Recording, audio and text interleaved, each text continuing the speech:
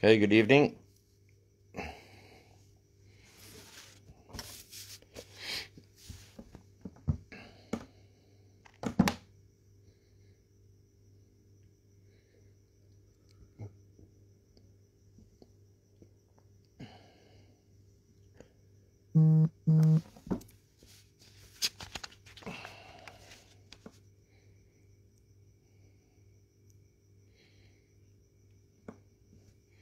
How's it, Iris?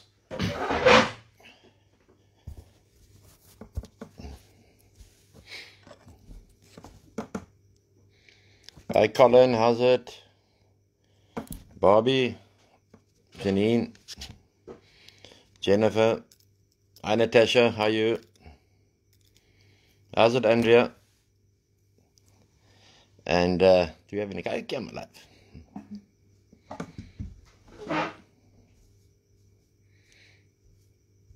How's it, Alma? How you doing, Lydia? Hello, Catherine. Hi, Krista. Hi, Davina. Bianca. Okay, good evening. There's a lot of people online already, and obviously we're going to have a lot more people that who either want to listen to what I got to say or want to skin more. Well, let me just put this like straight on the record now. Hi, Simon. I got a couple of screenshots from Mr. Scott from Australia, that right-wing man, who's invited me 3 times before onto his program.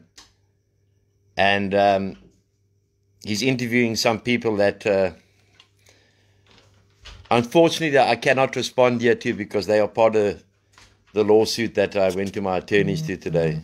We'll refute all those allegations. We will actually tell the true the true story. It's 3 sides to a story.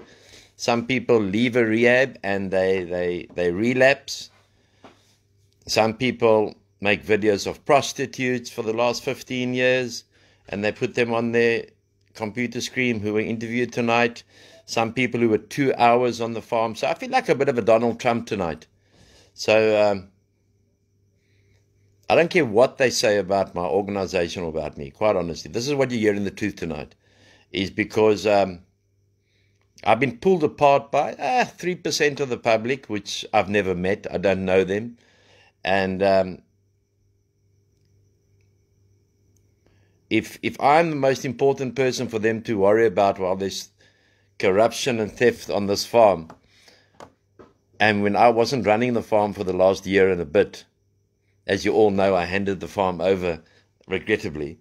So I have never met that one person who was on Scott's show tonight. I've never met him. I've never set eyes on him. But I cannot go into the details of it. I'm not going to defend myself here tonight. Because if I had to defend myself here tonight, I'm probably... Yeah.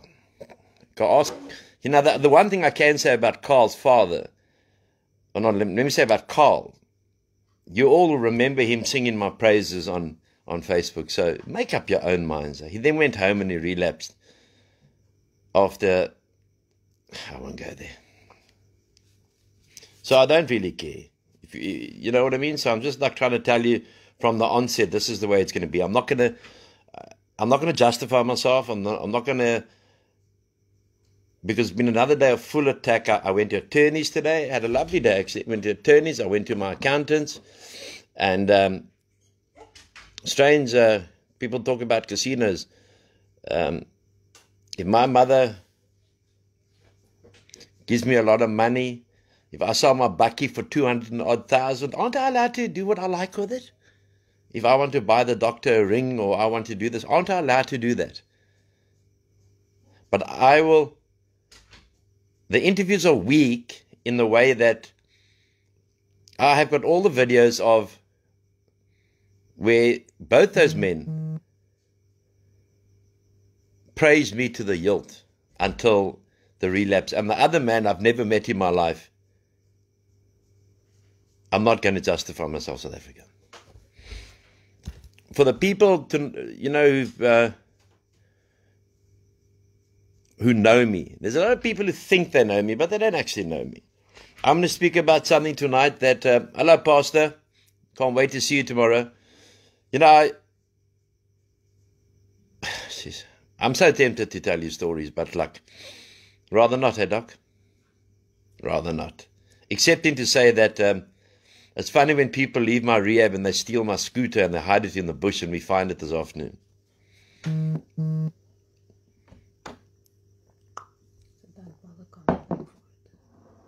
And don't bother coming back for it. I've had to take out interdicts against people today. I've had to give a lot of statements. I've had to give them a lot of facts. And whatever I do with my money or money I earn or money I get from my mom or money from selling my vehicles, it's my money. I'll do what I like with it. But the one thing I don't do is I don't go to prostitutes. I don't pick up black women and make videos and put them on my computer, over 2,000 of them. One of the gentlemen who was interviewed tonight. Okay, so as far as Scott's concerned, when he got cancer, I was the first one to send him wishes. And I've declined 3 times to go on his program in the last year. Because he's a right-wing man who thinks that he is like the little voice from Australia, and he's not the voice of South Africa or New Zealand, wherever he stays. He should rather come to this country and run the country from that. Because if I'm this important, then I must be a bloody important man. Thanks, Alma. Thanks for the call today. Alma, who phoned you? Yeah, thanks, Alma, for phoning the doc. So that is where it is. There's 9 people that we are putting civil suits against. And I met Advocate Barnard. That's right. I met Advocate Barnard at Empress Palace. I love casinos. I absolutely love them. Sometimes I sit there and I just play a 10-cent machine for 5 hours. Why not? I've got nothing else to do. It's the safest place to be. So I'm going to keep it safe, Nina, you're right, for that day. And whatever the naysayers say now, they can think what they like. I don't owe them anything. Maybe they owe me, people watching. But if they think, they can take... That's correct, Anna Marie. Blowing smoke up my ass for months and then turning on me. I'm so used to it. It's the addict nature. Like it was said last night on where everyone went to go watch, where you get 500 or 600 people on a live watching someone talk, that says I'm the best in addiction recovery in the world. I wouldn't say I'm the best, though. But I can tell you something, that social development came to visit my farm, made up of all different parties from the National Assembly of Parliament. And they rated my farm the best in South Africa. So we're products of Richard Ferreira, Springboks, Freddie Kaas, successful businessman now married, Justin Potgieter. Top people have come, Pierre Oberhalser, Cheslin de Jong. Top people have come out of my rehab, and today there's a structured 12-step program. It was an insult. I've got 2 pastors there, Pastor Katrina de Blerk, Marian Rabi, and I've had more politicians. Hi, Christian. I've had more politicians on that farm and business leaders than most. Stan Weapon, was on the farm the other day, and he couldn't believe what that farm looked like. So, you're going to get this. It's like a marriage. You get divorced and you get into the divorce courts, and your wife says, hey, where's that and where's that? So then it becomes like sleeping with the devil. That's what happens. Any of you have been divorced, then you go to, you bring out not even dirt, because if I'd murdered someone or something, I didn't know that. Well, I do know about the once father's son who's been mentioned here. take you to the prostitutes he went to. So anyway, I'm going to leave it there. I promise you, because I'm bursting because I want to actually tell you my side of the story, but I won't. We'll leave that for the courts of law. I know the courts very well. As for that other lady, we are getting she's going to get a civil suit against her as well. And I received so many, let me say, words of confidence and thanks from people all over this country and all over this world. So I'm not going to be the dirty man and spill the beans here. I'd rather do it in the courts. And maybe in a couple of months' time, for those who are on this line now as naysayers, in a couple of months' time, they can say to me,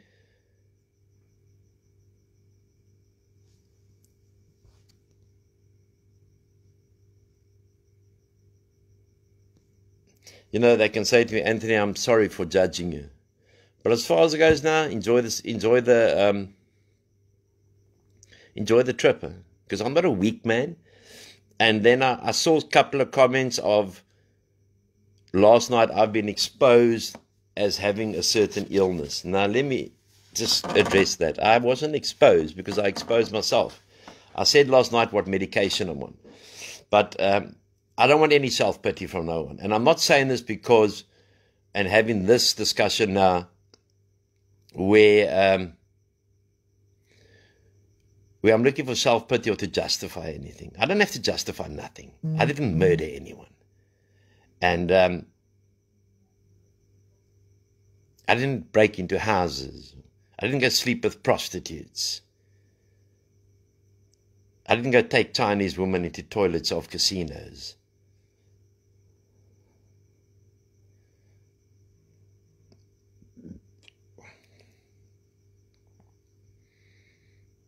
So, for all the guards out there who think they know me, you don't know me. And I hopefully one day when we get to the Good Father, you're going to ask him,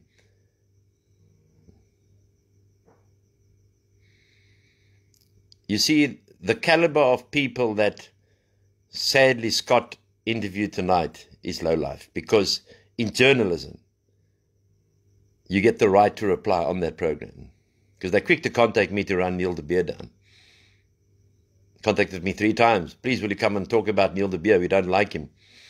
So, Scott is actually a nothing in my life.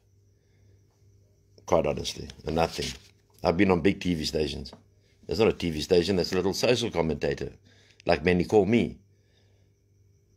Hi, Morris, how's it? So, I've got a list of people whose lives I've saved. And because some people have relapsed, some people have gone on to... Jeez, I'm so tempted. I'm so tempted, my love.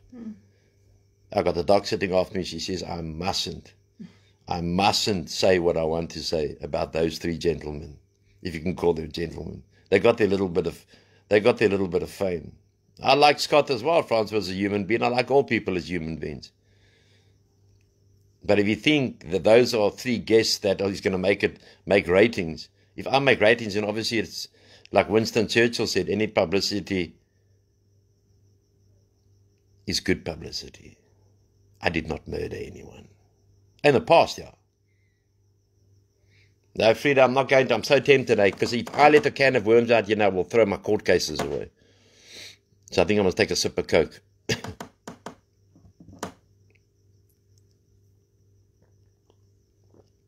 If the doc wasn't sitting here now, I would bare my soul on those 3 people and it will blow you away. And you'll say that I'm trying to defend myself. No, I'm not. Okay, so what I wanted to talk about tonight is something I mentioned last night. I mentioned the word camkillet. And then I've never, ever spoken about this. And please get me, because I know this is going to go viral when I'm finished. Please get me right here. Please get me right here. I mentioned it last night of the medication that I take. This is the first time in my entire life I'm speaking public on it. I have been invited overseas as an addiction specialist to talk in America, to talk in Australia. I should have met Scott there. To talk in Israel. I spoke in Bali. I spoke in Portugal. I spoke in, I can't even remember. And I spoke in America and Ohio. There were 30,000 people in the stadium. So when it comes to, now I'm listening to the doc. When it comes to what I'm going to say now,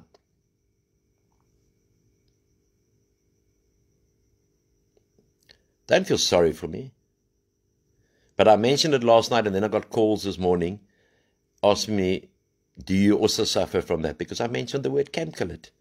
So I said, yes, I do. And I've never, ever, ever, at any meeting, I've spoken at thousands of meetings.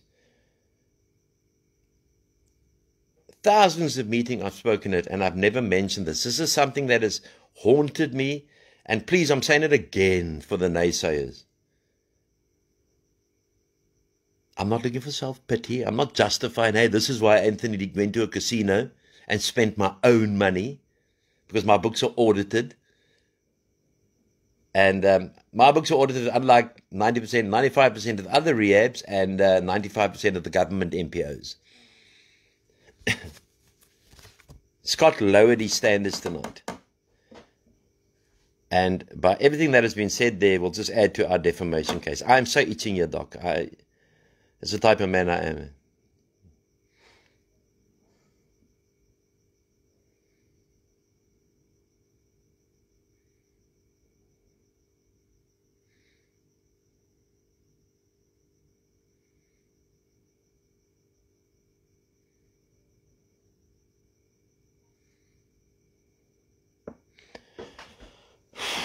Okay, I'm not a very patient man. So I know what I've built up over the years, because as my ex-wife said to me today, it's an insult to her as well, how people have spoken about our rehab. I could close that rehab tomorrow and open up an old age home. Nothing stops me. Nothing stops me. But I'm just getting to a point now where I want to break loose like a tiger in a... Just need to compose here quickly, because people have got so much fame out of my name. I'm 57. I couldn't care continental what people think of me. I've been my whole life like that. And maybe it's quite a stabilizing influence that the doc is sitting right opposite me and tripping. Doc is tripping because she knows what I want to tell you, because she knows the whole story. Now, I can't speak in the doc's house. You're mad. The doc knows what I want to tell you. It will be bombshells about those three people, especially the father of the one person and the other loser. I'll hit you bombshells. I'll break the marriages up tonight.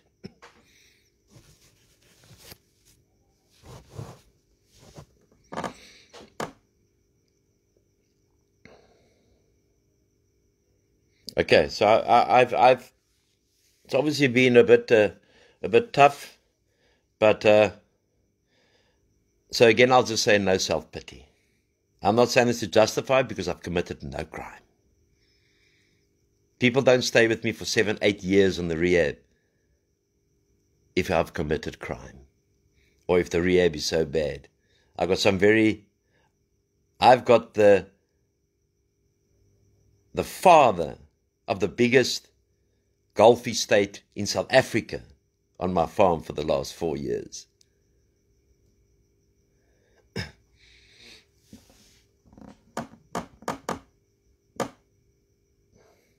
Yeah, the doc, come take over here for 5 minutes, because I'm going to let loose with these people. I'm losing it. I'm going to let loose with these fucking motherfuckers. I specifically told him I don't want to go on tonight. I told him I'll at some stage come on and give my take on the topic of mental illness, because that's one of the things we want to cover tonight. But I think I'll do the whole topic at some other time. I'm not a psychiatrist. I'm not a psychologist. I do have 26 years experience of dealing with people, and I pay attention. I listen very carefully, and I think I've built up some knowledge of people. I'll never know everything. Yeah, so Okay, to backtrack now to what encouraged Anthony to get up now. I've been seeing over some time what he's been doing for so many people for so long, giving them the benefit of the doubt, giving his all, putting his everything, his time, himself, his money, his everything into trying to lift people up.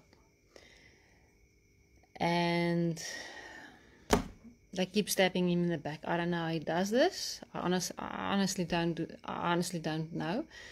And some of these people I actually also came to respect. Big freaking mistake. And actually love and care for.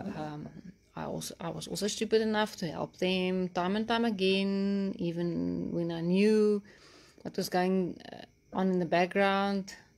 And so many times, and okay, let me put it like this. Anthony's got absolutely amazing judge of character. And I tend to be more gullible. I'm a bit stupid. I tend to believe all people are nice until proven otherwise, and then I still believe they're nice, and then then I get hurt. I've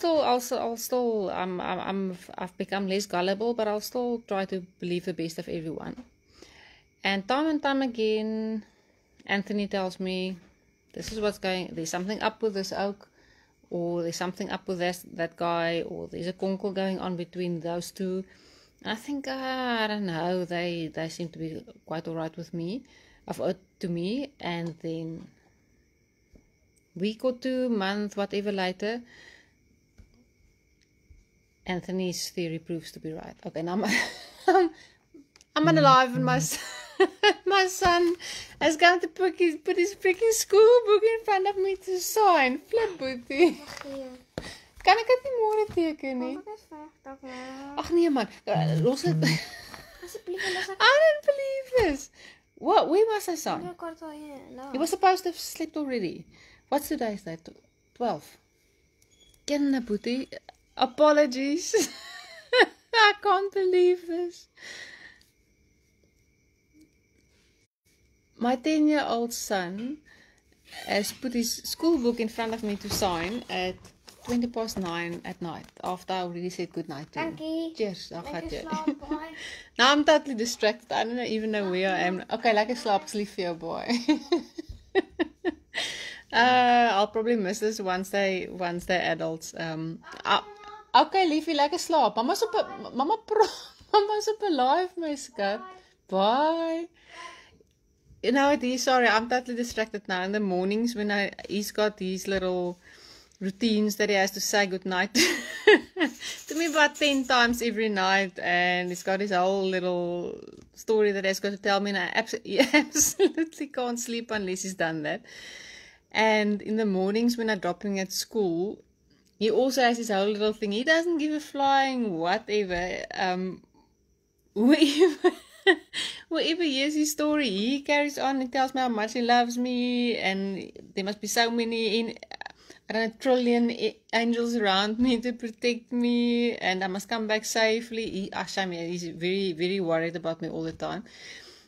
And he couldn't give a flying whatever who walks past. He talks his story, and then this little skinny legs with a massively big suitcase runs off. He never walks. He always runs. He's always fast and quick. And then he would, like, about 10 times after he gets out of the car, he would still wave at me and blows kisses at me. And I find, shame, man. I love him to bits. I love both my children to bits.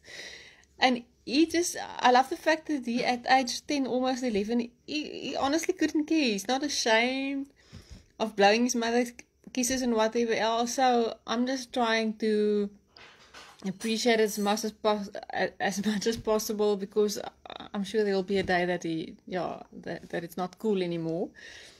But for now, it seems to be cool for him to still greet his mom, and I absolutely love it. Now I'm totally distracted. Where was I, my love? Yeah, shame. I don't know. I was on the topic of people stabbing Anthony. It's just like it's all something. Yeah, the fact that it's often the people who puts the most effort into,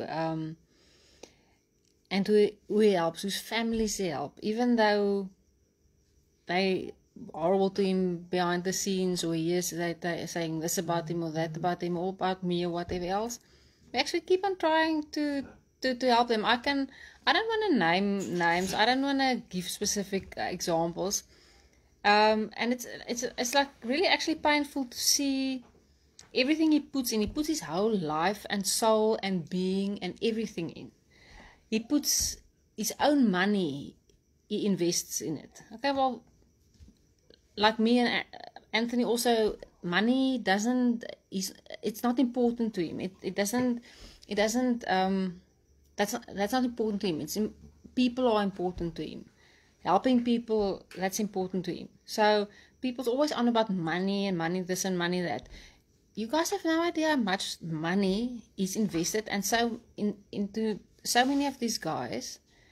And sad to say, the guys that is put the most effort, most time, most of his soul and his heart, and okay, let's mention it, money into, are the guys who like stuck, not knives, swords in his back. I don't know how he handles this. It makes me understand why there aren't many people who's willing to do this job. Not even for all the money in the world, let alone, never mind not receiving anything, but actually putting in your everything, your heart and your soul and everything. I'm still in shock about that, what happened. I guess that's the world of addiction. Not only addiction, that's people in general. People, you get some like amazing people, you get some really vile ones, and I don't think I'm quite disillusioned in terms of how many vile ones there are. But luckily there might be, like within my job as well, you'll get 20 horrible people and you'll get one absolutely amazing person, and that makes your day and that makes it all worthwhile. So yeah, this must really be Anthony's calling. Otherwise, I can't imagine that anybody would be doing this for even all the money in the world. It must be a calling. There's no other way you can endure all this crap. And it's just so amazing that when one guy messes up, and I'm trying not to swear, but if one oak messes up, then all the oaks who couldn't make it or didn't want to make it, they all suddenly jump on the wagon, even though they all hated each other like a couple of days ago and said bad things about each other and whatever. Now they're suddenly best friends. It's actually sick. It's really, I don't know. I'm relatively new in this whole addiction thing. I've never luckily had any first-hand experience of this, either with myself, luckily, or a loved one. So I actually my whole life I try to stay clear of any alcohol or drug related issues. I like really, I had no idea about it, concept about it. I try to stay clear, but it does come across my my paths crossed with rail, and I don't regret it. I've learned a lot, but I'm still there's a lot of things that I still struggle to understand, and some things I'll probably never understand. And I think some of it is addiction issues, and some of it is just human issues. Human beings can be vile. I don't know. Do you want to carry on? Yeah. Okay. But I said to Anthony, I'll sometime I'll do a live on basically my take on mental illness. As I said, I'm not a psychologist, I'm not a psychiatrist, but I do have 26 years of dealing with people, and everywhere I went, all the practices I worked at, I tended to end up with all the people with psychiatric problems, because the other people didn't want that. They got irritated. They didn't have the time or the patience to listen, because psychological illness, it takes time. You need to be willing to listen and work through the whole thing and put things together. And all those people tended to end up with me. Yes, it takes a long time, it takes a lot of effort, but it's the most rewarding patience when you do manage to get them better and regain their quality of life. So Yeah, so it will just I don't know when, but at some stage I'll do my take, my personal subjective take on psychological and psychiatric issues. Yeah, hopefully I don't talk nonsense. Okay, I'll hand over to Anthony again.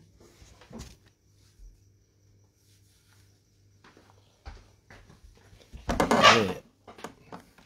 All right. Nothing like a prayer and a cigarette, huh?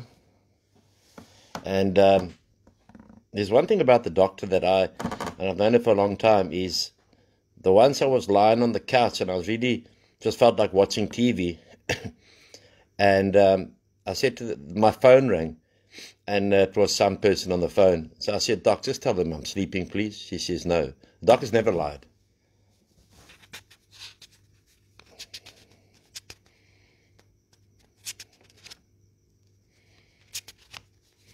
Yeah, I just want to touch on one issue before I carry on. So it seems to be quite thing, but I've said what I'm going to say now, and I'm not going to lower myself. I don't have to defend myself, and I'm not going to lower myself. The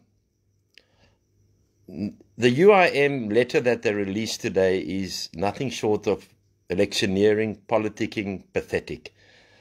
If you go listen to the tape, I apologized on behalf of South Africa, and I said if I had said something wrong, I do apologize. And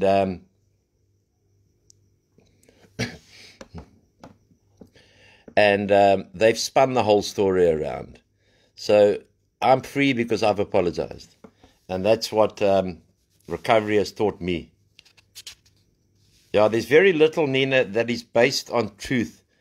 And hey, I'm not an innocent man at all. I've done my things in life, and this is one thing I'm going to speak about tonight I've never spoken about. I've never spoken about my journey, and that it started when I left the murder and robbery unit. The murder and robbery unit, I went there as a very young man, and I was too young to go to that unit. I was in the drug squad, the narcotic bureau. I had long hair and an earring, and I thought I was Don Johnson, and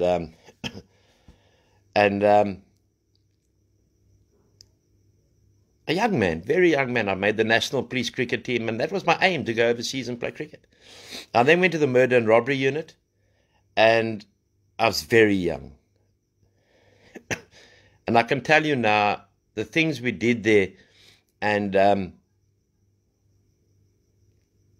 what I saw there, it was heavy. It was heavy for those who've been in those units. You know, a lot of people say they've been in the murder and robbery unit, but they haven't been in the murder and robbery unit. And there were like 20 people per province or per unit, because yes, it was the top unit. You know, it was that in the apartheid days, and the security branch and the drug squad. And I worked in 2 out of 3 of them. Yes, Nina, did suit their narrative. It's pathetic, man. It shows their credibility, actually. And I've never been a human being to ever keep my mouth shut. Tonight was difficult. I think it was the first time I've ever got up from a live, and I just wanted to blurt out all the truth and filth. They would have broken those people's marriages, and worse. But thank God I got up and the doc came in. So when I was about 26 years old, which was now 31 years ago, I one day just felt bad. I felt very depressed, and I was drinking. I felt like really down. And this is now because of me mentioning Camp Killet last night. It's not because I've been exposed. What can you be exposed for? The one woman wrote on my wall, "Oh, you've been exposed because you've got this illness."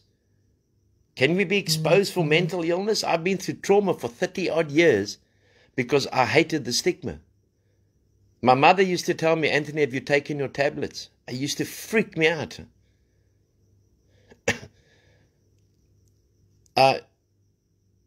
It was terrible. I've had experiences from this illness that has landed me in hospital for a month.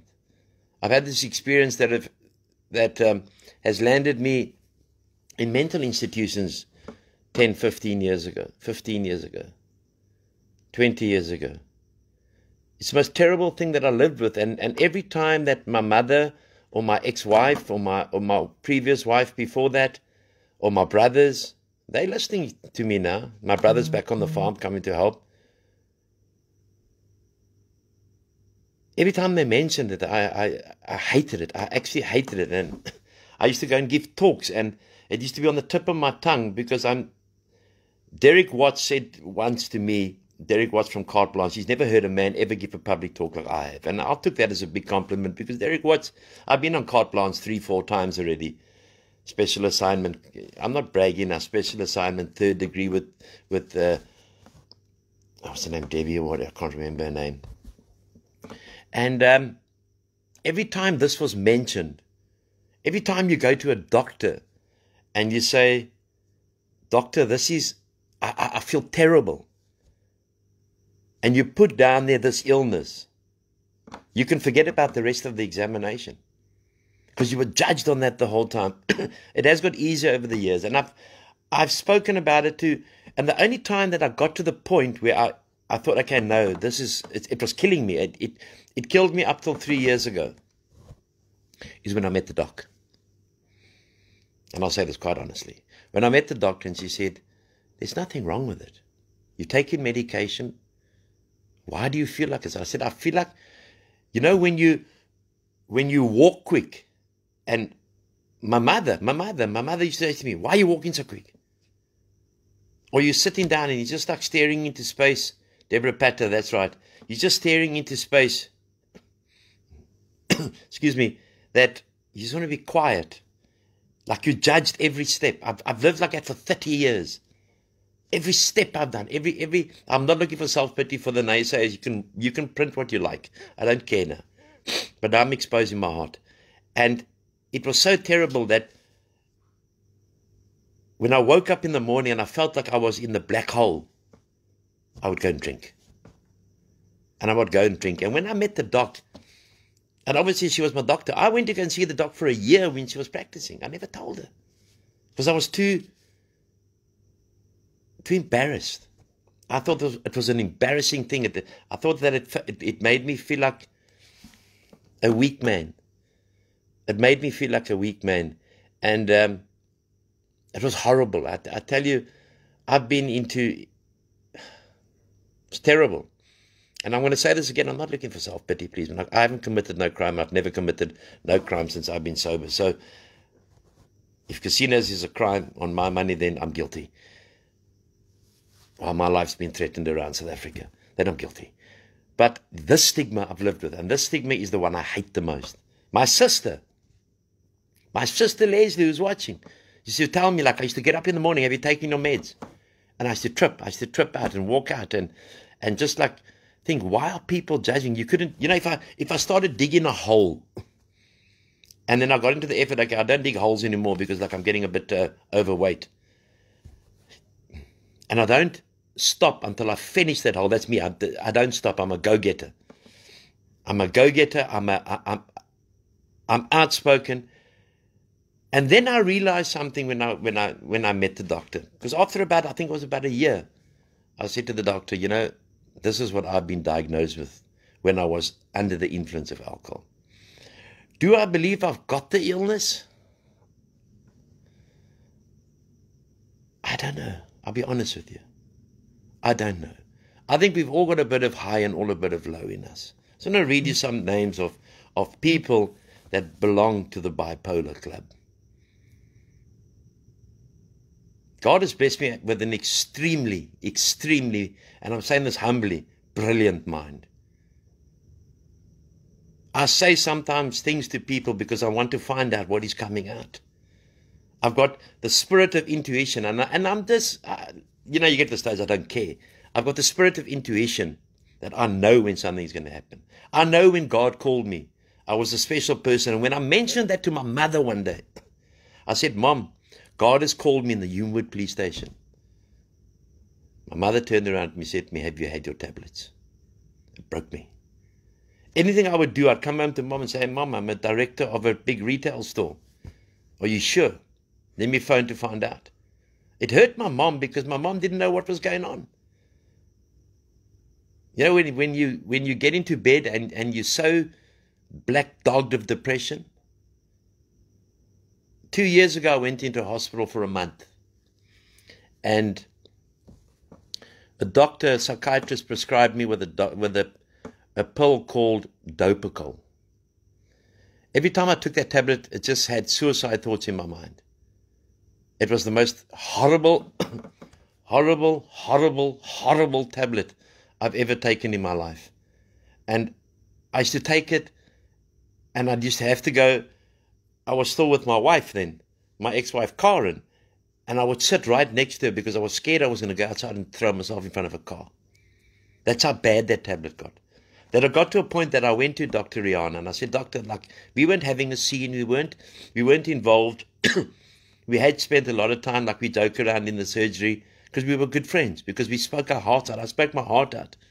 And the doc was also going through hard times, a terrible divorce. And we spoke, and we got on as human beings. It doesn't have to be sexually human beings. And she booked me to hospital. She organized the late psychiatrist here in Worcester to book me into hospital. It took me a month to come off 100 milligrams of Dopacol in Worcester Mediclinic. It is the most terrible, horrible illness to live with. It's a frightening illness. Every day I take my meds as prescribed.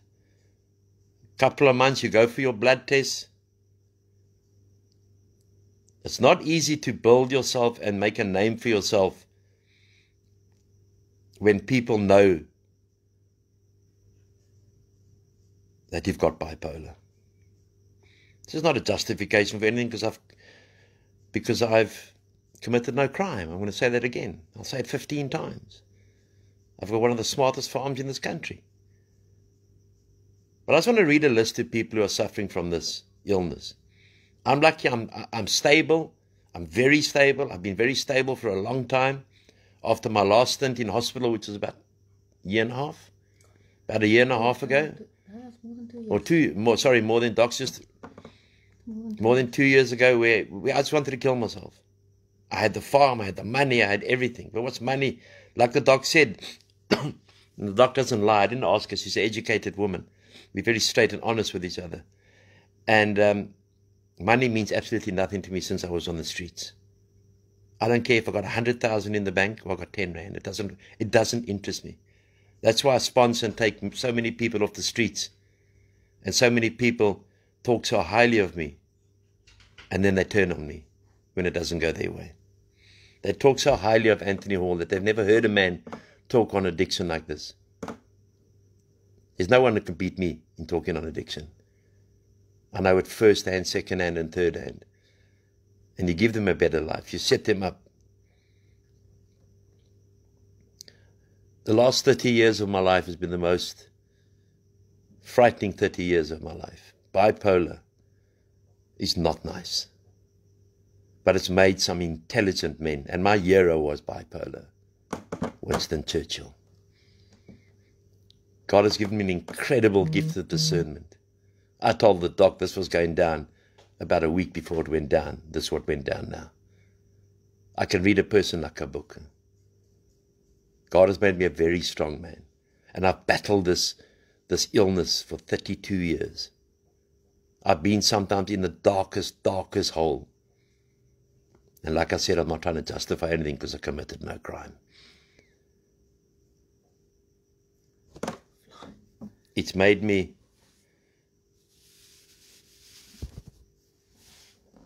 the murder and robbery squad made me a very hard man. I went as a young man. I came back as a very hard man. I could shoot you between the eyes without even blinking.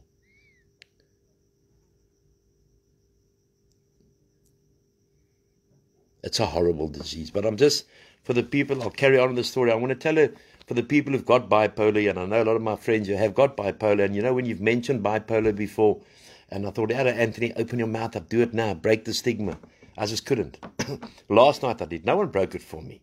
No one went and said before me that I was on Camp Killet, otherwise known as lithium. This tonight, what I'm telling you, is the last thing that I'm saying that will keep me and set me free. I've kept this dark, dirty secret for for 32 years. The doctor knows. My ex-wife knows. My wife before that knows. My sister knows. My brothers know. And maybe one or two outside of that. Maybe one or two, no one else. I've kept the secret in my heart for 32 years. I've kept the secret of when I was in mental institutions suffering from the most grave depression that one can buy. And a lot of people will look at you and look at me now after this and say, oh, well, Anthony's saying this because of all these videos and stories now. No, because I'm going to say I've committed no crime. I'm looking you straight in the eyes. I've battled with this. But I made a success of myself. Because I thought to myself, you know what? I was always out to prove myself. To prove that I was good at everything. I was a brilliant cricket player. People will testify who are on this wall. Bradley Peed is one of them. Carol Croft will know. I was a brilliant sportsman. Brilliant in squash and brilliant in cricket, brilliant in rugby, brilliant in soccer. And rugby was and sport was going to be my career, cricket. I became a brilliant detective in the Narcotic Bureau, in the old Narcotic Bureau. I was an excellent detective in the murder and robbery unit. I became the security director of a national chain store. I was head of investigations of a private bank. I was in the underworld for a long time. I was struggling with addiction and bipolar. And I struggled hard. But I always wanted to prove that without people knowing that I could be the best at anything I put my mind to. There, Carol Croft says she went to school with me. Yes, definitely, you were a great sportsman, Anthony. I was a great sportsman. I wasn't a good sportsman. And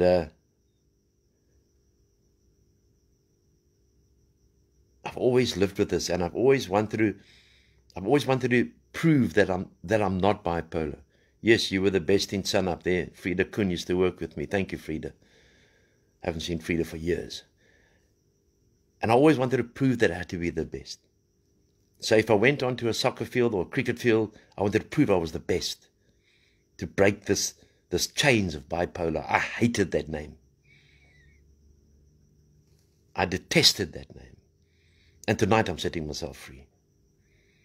So the world can know.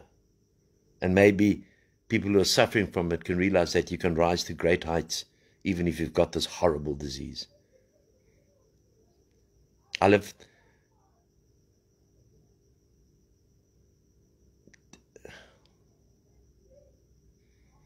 with this for a long time, and you can go and ask my ex-wife. She's probably online here now. You can ask my sister how I felt about it. I felt ashamed. And there's no reason I had to feel ashamed. But only when the doctor came into my life, and I love her, and that's it. Not because she's a doctor. You bowled me before, Pierre, yeah. And hello, Pierre. Pierre comes through my school. He's sober. He's doing well. Bipolar is a killer. And many people commit suicide from bipolar. If you've never lived with bipolar, you can't talk about bipolar. So I was suffering from bipolar, drug addiction, and alcohol addiction. But yet I still wanted to make myself the best. And anything I've touched, and I'm saying this with a lot of love and dignity, anything I've touched, I've become the best at. Because that's the drive that bipolar gives you. You can't catch bipolar. You can't come kiss me and I'm going to give you bipolar. You can't come touch me and get bipolar. It's a chemical imbalance in the brain.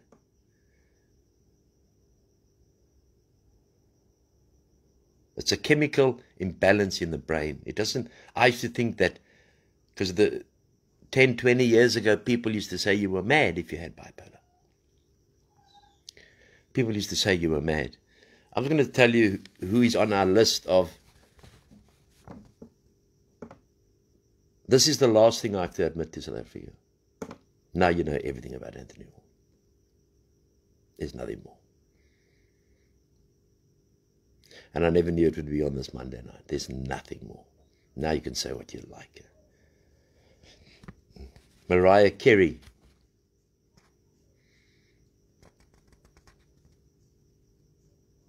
Mel Gibson, Russell Brand, Kurt Cobain, Jimi Hendrix, Ernest Hemingway, Ted Turner, the founder and owner of CNN, Catherine Zeta-Jones,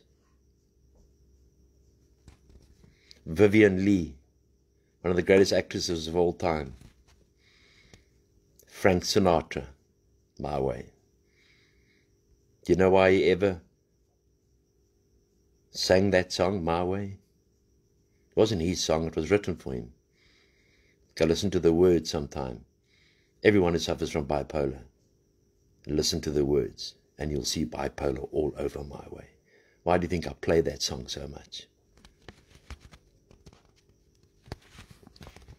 Sinead O'Connor, Jean-Claude Van Damme,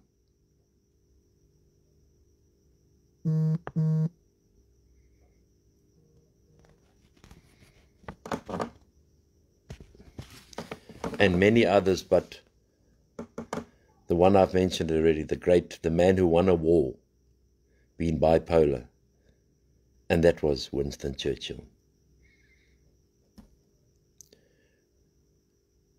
The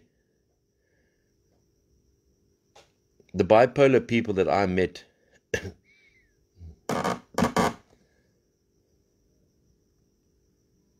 are very, very brilliant people, are very intelligent people. You get extreme, if you don't take your meds properly, you get extreme downs, lower than the pit. Robin Williams also had it. And you get extreme highs. And if you don't keep your medication properly, and you don't have your blood tests depending on what, it's like having Asperger's disease.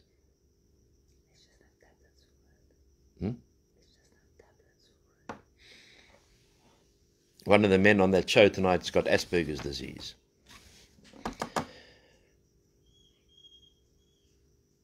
And how I've got through the last couple of years, dealing with the betrayal, dealing with the death of my dad, dealing with my mom being so sick, my divorce,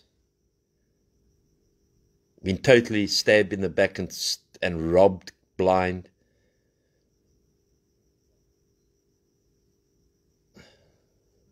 Now I can say that only the grace of God got me through. I'm a very, very blessed man. I don't take money as a blessing. I'm a blessed man in who I am. God has, when He called me in 1988, and I want to tell you a story now. You can think now I'm bipolar, because when I told my mother that story, she tripped, like I said earlier. I was lying in Humewood police station. I hadn't paid a hotel. I was pissed. And they were, who I've still got contact with, who can confirm the story. It was in Humewood police station, and there was a white guy and a colored guy in the cell with me. It was in the police cells. It wasn't in the prison. And a striking light came through the prison cell. We only slept 3 in there. There was only 3 of us in there. And this light immediately went into my body. And the 2 men next to me jumped up in a fright. And when I told my mom, and when I told my dad, and when I told my sister the story, they thought I was totally insane. And for years, I had to live with this, that God touched me. And I know what I'm saying now is going to probably make you think the same thing, but I don't care anymore, because now it's out. God came into me, and I went, and this is what I'm saying now is, I've mentioned to 1 or 2 people in the doc and that, I went through a corridor of white, pure white linen. Pure white. And I came to the end. And these two men afterwards said to me, because we all knew each other's names, obviously, Anthony, you'd lifted this much off the bed. Now, when I told my loved ones that story, they said, have you taken your meds? It broke me. That I've been touched by God. That's why I fear nothing. I fear no one. I've always had an answer. I've always spoken my mind. Like Pastor Rafik, we speak our mind. We're not holier than thou. And that day, then about 2 years after that, I was sitting, my sister was in the same church. There were two American pastors preaching, women. Sorry, I lied. One woman, one man. And the woman was preaching, and she stopped to preach. And she walked down the aisle of the church. I think I was half drunk as well.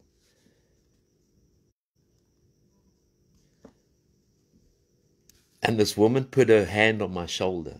This was about 88. This was about 8 years afterwards.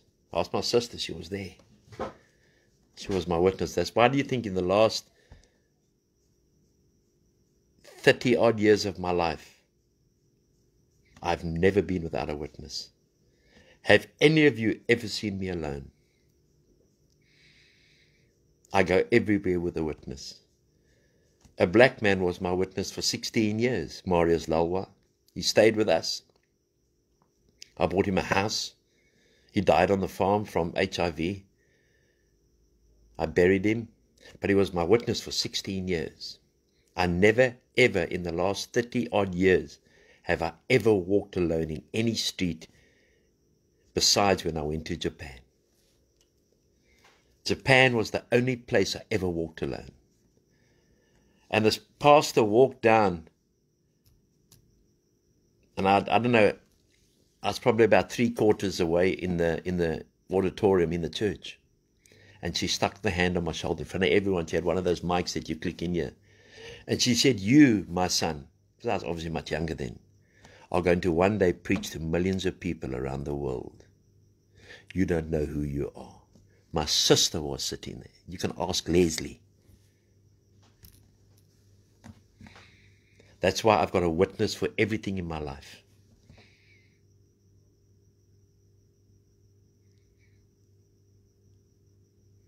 I don't think any South African has seen me walk alone.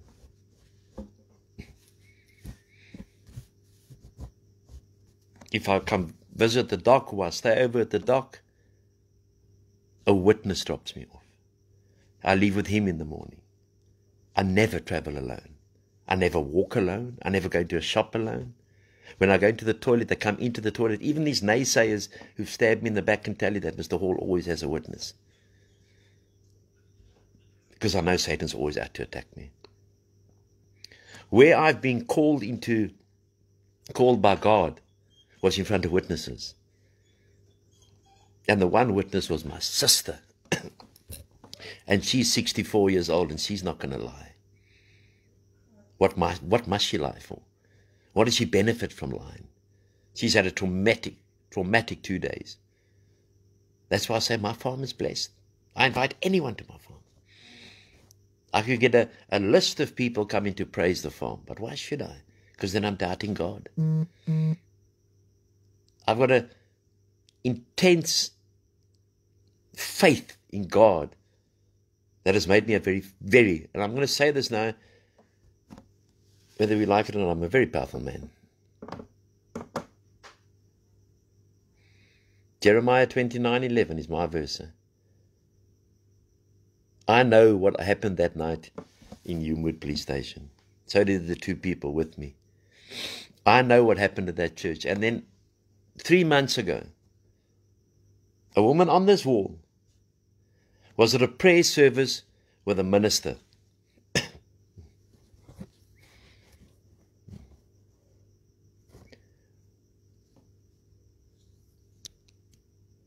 And this minister said to the group who were praying, there's a warrior for God loose in South Africa.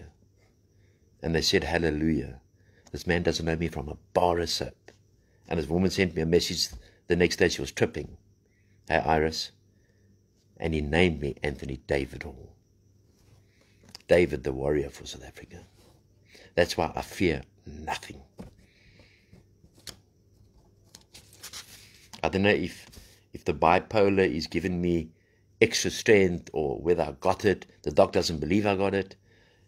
And but I don't take a chance. I don't take a chance. I just take my meds. And now I can do it more openly. Now I can speak about it more openly because I think my testimony on bipolar is going to be huge for this world. It's going to help me, like I've spoken around the world on addiction. I'm sure I'll go speak around the world on bipolar. Like I've spoken fully around South Africa, churches, corporates, schools, thousands of them. On addiction, I will go out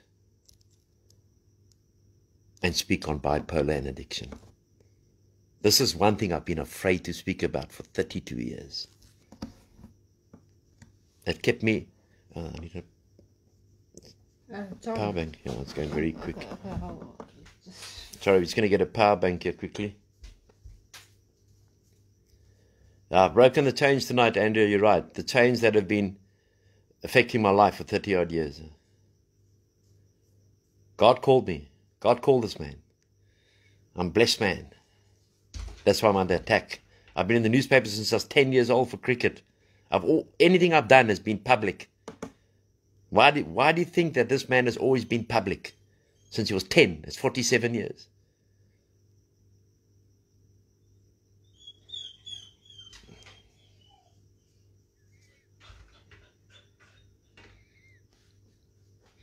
I've walked the road of the black dog for 32 years. I've tried my best, and sometimes there were bad times and good times.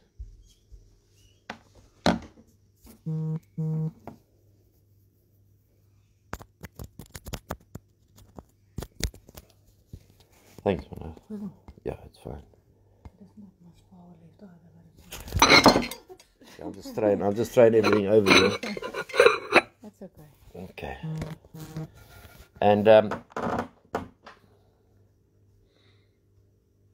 no longer a slave to fear. I love that song.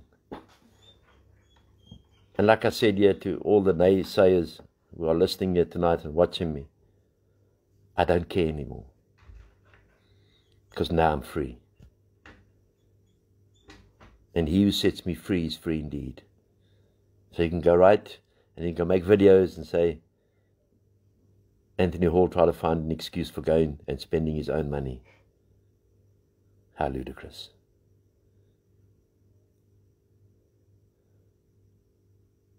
I've said this before and I want to say it again, my friends. Don't fuck with a king's kid.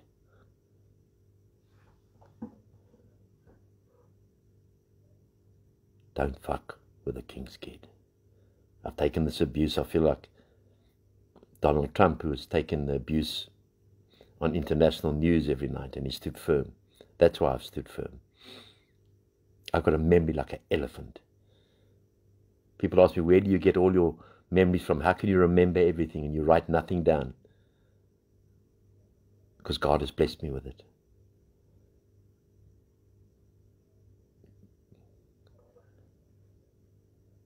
I pray for everyone who has suffered from depression or mental illness.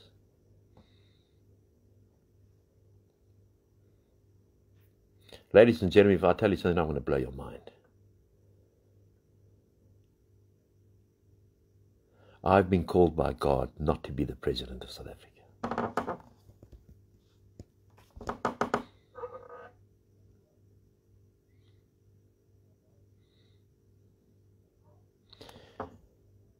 every church I walk into. Every church I walk into. Not bar one. I'm talking about every church. The minister will stop and ask me to come and say a couple of words. Explain that.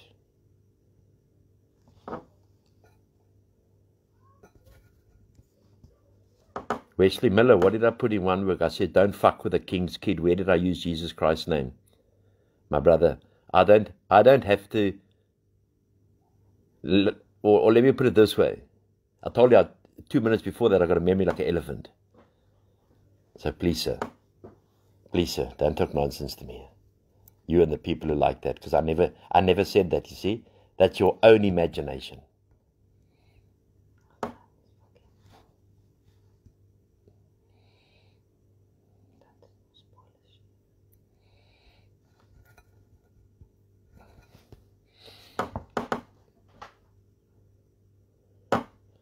You know, there's a difference between calling a king's kid and using the name Jesus, Wesley. So if you don't like it, you know what you can do, eh? And that's what people start when they don't like that Anthony Hall. We're all supposed to be king's kids. Yeah.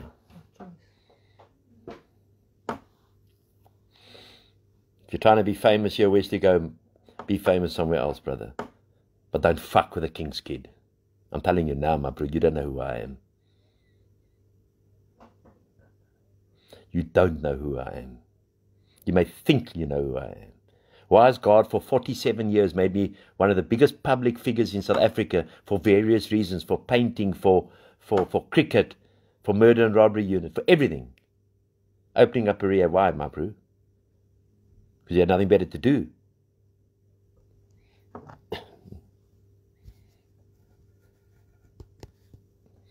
So, as I mean, today was with the lawyers and the accountants and everything, and tomorrow I'm back on that farm to make it what it used to be before I gave it over a year ago.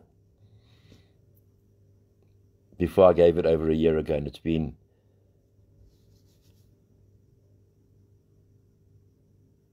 been badly run. It started off well. So SAFA will stay. There's no doubt about that. But we're not contesting an election yet. I will still give you a rundown. I've got my connections all over the country now, besides when I went to the casino and I met the advocate. I will still let you know what is happening in the political scene. I don't have to travel so much anymore. I'm now going to concentrate on my farm. I'm going to concentrate on what God has wanted me to do. And I'm going to concentrate there. Carol Desmore, our hero, her son is on the farm for 16 months now. I've just put him through a carer's course. He looks after my mother. Oh, Linky's mom. Lincoln's mom. Sorry, Lincoln's mom. Hello, Carol. Good people know who I am. Losers. It's like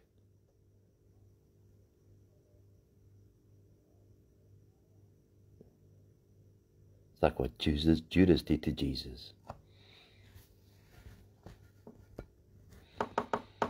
So I'll be staying on my farm now. I'll be looking after the farm. The 4 guys came back today, not the ones, the losers, the guys in recovery. And my sister's there. I brought in my brother today as well. So it's now my mother, my sister, my brother, and my eldest brother is going to join us in a couple of weeks' time. And my sister's already made major alterations there. There's a lot of stuff that was stolen the weekend, which is to me only material stuff. We found the one scooter in the bush from far down from the farm. And so I will stay as the president of SAFA, but we are not contesting the election at the moment. And I will keep South Africa up to date with my political connections and with what is happening in politics, with the connections that I've made around the country. I stay the president of the party, but I don't have to travel as much anymore. I am also getting a bit older. I want to spend more time with my girlfriend. I want to spend now more time with my mom. I've gone around the country and made every connection I wanted to make. From every different political party, from business people, advocates in casinos, minister in the president's office at Empress Palace we used to meet. Worked for President Ramaphosa. We were best friends while we were playing the machines. And it's time to come home. And it's time for me to be not sleeping in a different bed every night in a hotel or a guest house, entertaining ungrateful addicts who were on a joyride, who used to kiss me goodnight, who used to kiss me goodnight every night. Mr. Hall, I love you, the famous words. The doc used to cringe when they said that to me. To my friends that have, thanks Margaret, to my friends that are suffering from depression,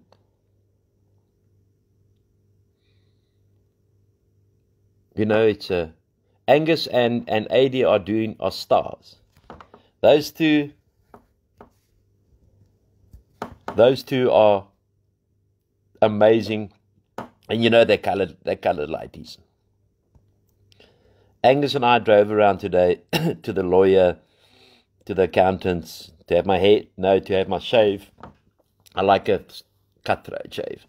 And we went to see my daughter, and we went to go see one or two people on the Cape Flats that you don't want to see. And Angus and AD, wow. My sister was like my mother today. She rearranged. Ingrid, don't let me speak. I'm not going to answer shit anymore. I'm not going to do it. I'm not going to defend myself anymore. Tonight I'm free. Yeah, like Judas kissed Jesus. You're quite right, Karen. Because you asked the doc, they used to come and kiss me goodnight.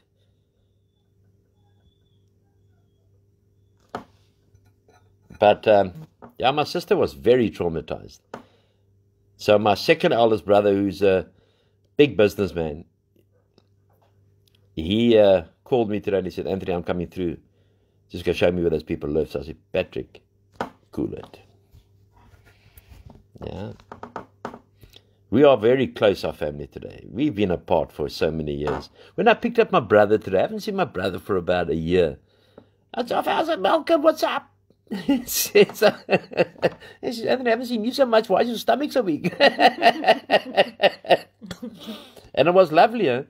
It was lovely to have my brother. And my brother used to work for me, but had to go home for personal reasons because of his wife's illness, and his leg was bad. He was knocked over while he was running. My brother's already run the comrades. And it was so great to see him, man. And my brother's a bit of a loose cannon. You don't fuck with the walls. You don't. You know, we like the etchebets of old. You know what I mean? But we don't use fists. We use lawyers.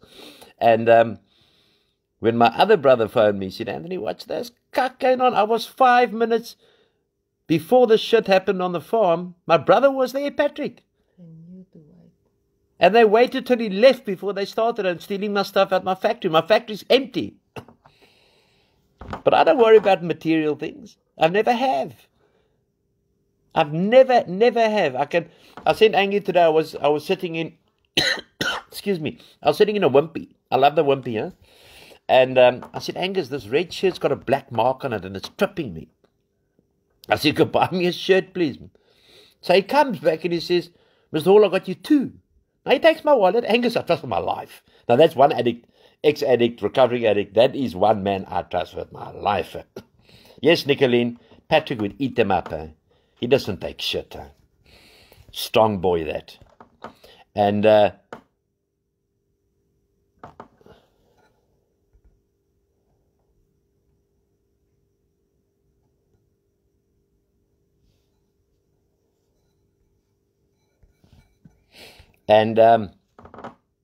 so Angus comes back with two shirts. Now, this is scham, eh? And he says to me, Mr. Hall, I got you a bargain. I said, what do you get, bro? He says, no, I got you two shirts at the price of one. I said, how much was one? He says, 99 and 99. I said, you go, my boy. And this was one of the shirts. This is the shirt I'm wearing now. Yeah, it cost $50. I like it. It's beautiful. At Peps, not Peps, at, what do they call it? Jig. Pick and Pay. Or Pick and Pay. Pick and Pay clothing. I like that. Yeah, I got this one and a green one for like 50 Rand each. I like the colour. So I said to Angie, why don't you go buy yourselves two, bro? And I was sitting there, and then I met, obviously it's my old hood. And the worst thing today about me in South Africa is that I can't walk anywhere. The dog goes with me anywhere. I'm telling you, anywhere. Whether it's Louis Trichardt, whether it's Pofadder, or whether it's Barrydale, or whether it's Johannesburg, or whether it's Pretoria. And I'm recognized. And there's no man who I've met, or woman, who can turn around and say, I've ever been rude to them in public. every petrol station that I stop at, all the ways that we go, all up and down, they all know me. I love people. I don't love money. I can't take money with me. Ja, ek van George Patrick was hier ook wel bekend. Vat nie kak nie, net so reguit soos Anthony. Thanks, Aline. My brother took Hansikron New off the mountain. My brother was the disaster management chief of George for over 25 years. If you ever want to see a man walk straight into our house, he's a big man. He's a big man. He's got about an army of 200 people behind him now. He's a big man. We didn't speak for about 5 years. But now that we're tight, this man was tripping on the phone today. Anthony, he's a big boss of a company. Anthony, I'm coming through there and I'm going to come sort this shit out for you. I said, no, Patrick, don't. It's okay. No one touches my mother. Remember, you played with my mother there. And he also mentioned the same thing. He said, Anthony, I'm telling you now, if anything happens to mom or to my sister, I'll take people out. That's my brother. And he's done it before.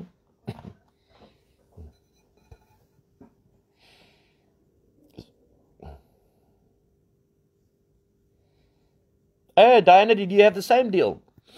Sweet, eh? It's $50. Now people think, hey, now you got to, this gold chain I wear. The only reason I wear this gold chain because it was given to me by my ex-wife. And what does I do with it? You know what I mean? It's worth a lot of money. What does I do with it? Give it to the doc. I'm not into this flashy crap that I used to be. Oh, there's the doc. Sorry, doc. I think I exposed some of your breast parts, but it's okay. It's nothing. Turn it around, I think.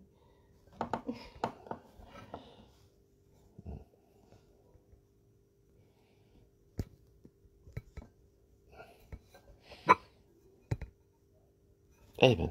Sorry, it's moving on its own. It's a bit difficult. So that's... Ek nooi julle trolls uit môre, ek kry my in die Kaap. Ek kom vir julle. That's Pastor Rafik Ferguson. Let me give you a bit of background. He's coming to stay with me for a while on the farm. Pastor Rafik was underworld. He's not his stepbrother. I'm not going to mention the name, you're all going to know the name. Was the most feared man in Cape Town. And Pastor got involved in drugs, underworld, gangsterism, and then he made the most amazing transition, because we got a very similar life, me and the pastor. Okay, it's Cham, I'm white, you know what I mean? We love each other. But I tell you what, through this crisis, I found out who are my friends on Facebook, and I found out who are my friends in life. Who are the ones that phone me? Pastor's getting on a plane tomorrow, and he's coming down. So this pastor, I know he swore on this page last night, because that's what I love about him. If he wants to say fuck, he says fuck. Because that's the way he rolls. Because you don't know what happened in the days of Jesus. These naysayers here, I've been to the Holy Land of Israel 3 times. You don't play with Pastor Ferguson, because if you take the pastor away and you say Rafik Ferguson, in South Africa you run. If you say, I know Rafik Ferguson, Jesus, how do you know that? Oh, you know he's a pastor now. Him a pastor? No. They must be hard up for pastors. I didn't know that killers were pastors. That's the reputation of Rafik Ferguson. And that's why him and I get on like a house on fire. It doesn't have to be about politics. It doesn't have to be... He was also betrayed, and He spoke in his live tonight 3 years ago, but his own family member betrayed him. His live that he did this morning. He's got a most beautiful Indian wife.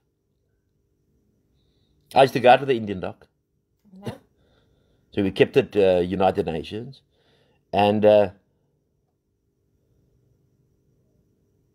Romana, bodyguard, is he now your bodyguard? I don't need bodyguards, bro. I've had people going around with me that, in retrospect, if I look back now, besides Angus and AD, they were probably the first ones who were going to shoot me. Oh, would you like to be my bodyguard, Romana? You couldn't keep up my pace, bro. I'm 57 years old. You never keep up with me. That took shit to me, man. Yeah, Teresa, I can't wait till he comes. I know the trolls must be so bored, and I'm not going to lower myself anymore. I spoke to the doc about it, and that's why an hour ago, I had to go have a cigarette and just like a little prayer. And tonight I feel free. God has set me free tonight. Sure. In a 50 Rand shirt.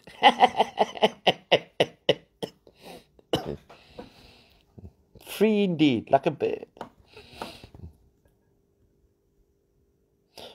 Pastor of Freak, would you mind adding me back on the WhatsApp group? Anthony invited me, but I see you removed me, not sure why. No, Anna Marie, that was a tactical move from the pastor because he wanted to release something. So, yeah, okay, Anna Marie, I'll speak to you afterwards. But no offense taken, Anna Marie. It was a tactical move. We've been in intelligence for 30 years.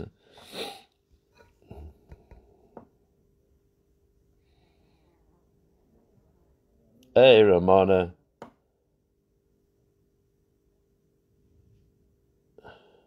What did Kurt do to me? He bought me ice cream.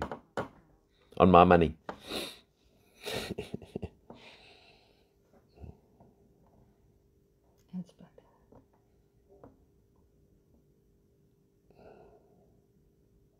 Well, you're quite welcome to Romana if you can go into the places I go into, besides the casinos. If you can go into the Cape Flats, and you can go into Mamelodi, and you can go into Davidton. If you can go in those places with me, you're quite welcome.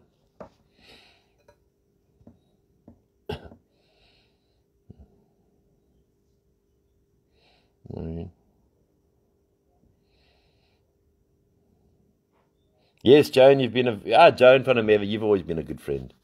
There's so many on your Alma, Karen Peed. There's just Caroline Carter. There's just so many that have been my friend. Just so many. Yes, Alma. Andrea. Freya. Hi, Stacy in California. How are you? Yeah, this 3 days. Actually, I don't even say these 3 days because they were quite pathetic. This last 6 months have tested me and shown me who my friends are. They showed me what God is doing. Now listen to me, people. I'm not, even though we've spoken about bipolar, listen to me. God is busy separating the good and the bad. Listen to me. If you think that by deriding people without fact is good, fine. If you're prepared to lie to justify your insecurities, that's fine. We're in the end days, and God is busy separating the chaff from the wheat. That's what He's doing.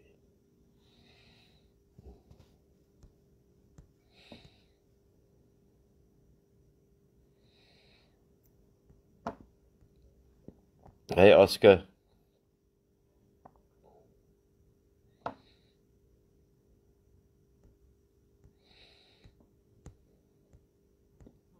Hi, Ricky. Yes, Sharon, for sure. And then I must compliment the doc. She's a very strong woman. I didn't know she was so strong. Because she's quite a frail little girl. Okay, she only toured the world on her own with stolen money. You know what I mean? I've only been around the world on stolen money, you know?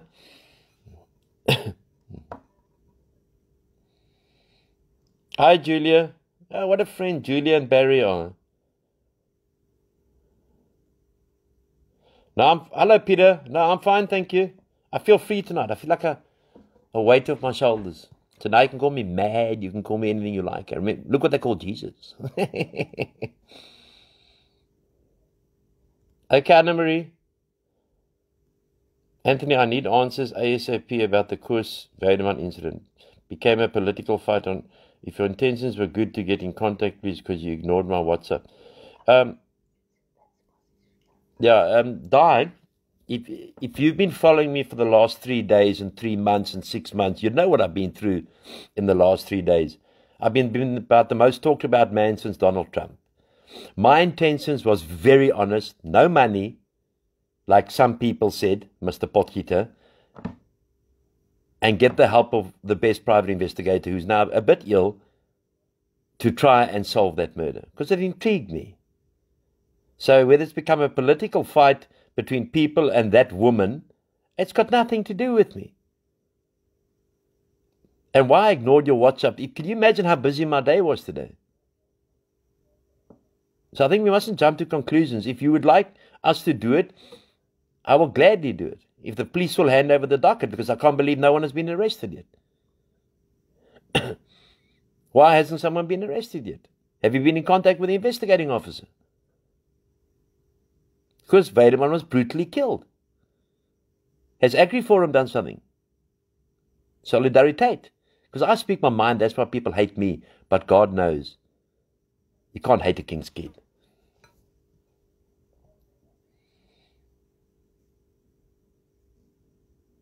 Rihanna Drotsky, kom vertel die waarheid. I don't know what you're talking about. About what, Rihanna? Kom vertel die waarheid. What does that mean?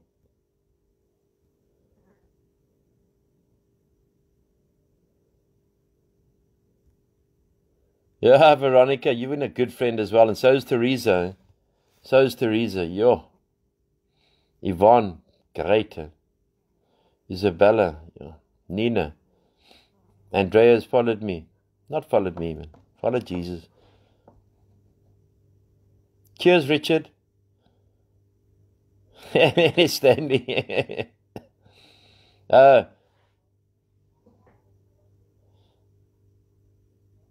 Okay, Iris, we'll restart it, but we'll start it on another thing. Iris was the woman that gave me that. Iris was at that prayer meeting where my name was mentioned. Awesome. I got a witness everywhere, man.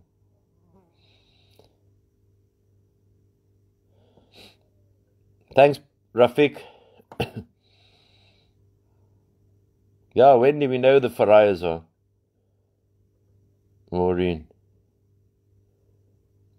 True, Maureen. Thanks, Andrea. Yvonne. Thanks, Louis. Yeah, Anna, we saw that Anita. Of course, Mariki, you're my friend. And Darius, everyone. Beverly. Battery. Free as a bird. You can say what you like about me now.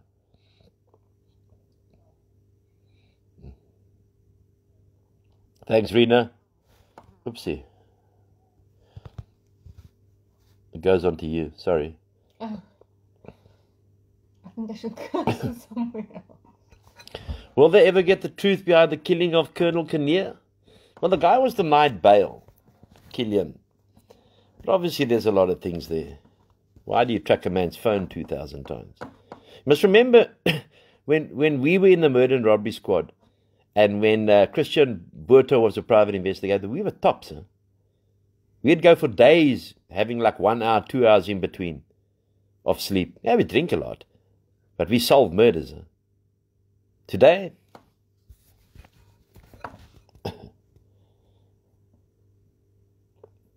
sorry, Stacy. Yeah, you know what I did on Facebook? Huh? They said edit your town. And I edit my town, and I'm from San Diego, California.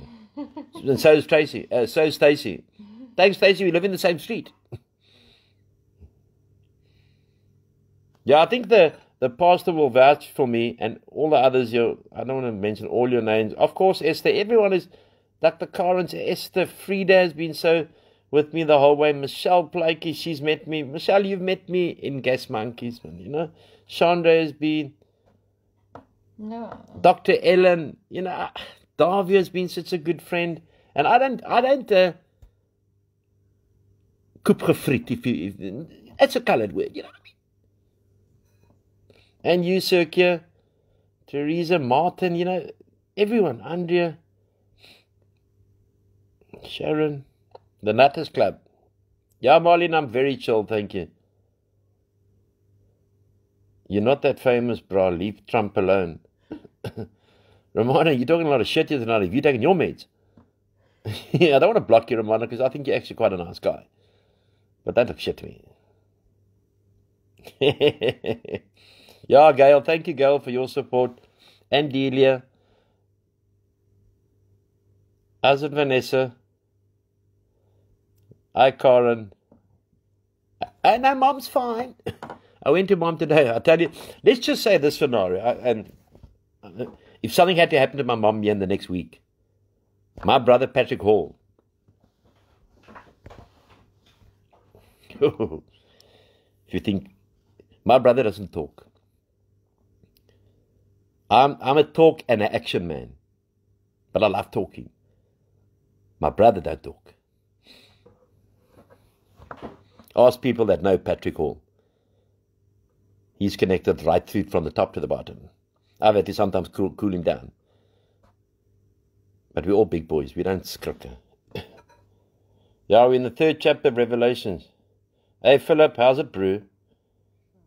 Julia. You know that Julia dumped me in my life? You're still trying to get Yeah. Julia's never apologized for dumping me. I think Julia knew I was bipolar. But I wasn't classified then, Julia, but you still dumped me, eh? I will never walk alone. Sorry, this is going a bit quick now. Is a trip in there, my love, your side? Because like the... Yeah, I never ignore messages. Thank you, Diana. How's my little girl, Diana? She's 12 years old.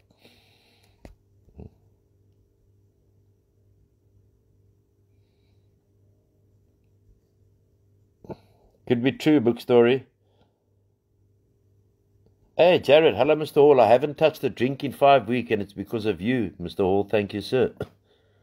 Yeah, amen, Jared. Grace of God, bro. Where Christians help Christians, remember they're busy. God is busy sifting the dirt and the cleanliness. And there's more dirt at the moment. But they're going to come on their knees. Remember what the prophecy over my life was? Huh? That they will line up to see me on the farm. That was a prophecy, not to me. Not by me. Not by me. I don't know what his problem is there, Rafik.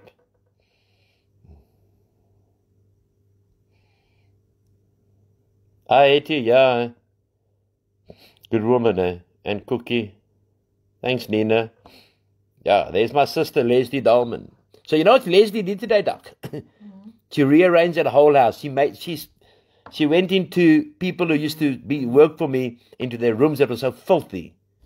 Yeah, I'm in contact with Leslie. Yeah, you're in contact with Leslie. Yeah, no, and she changed my office around. I come from a very clean family. My mother was OCD.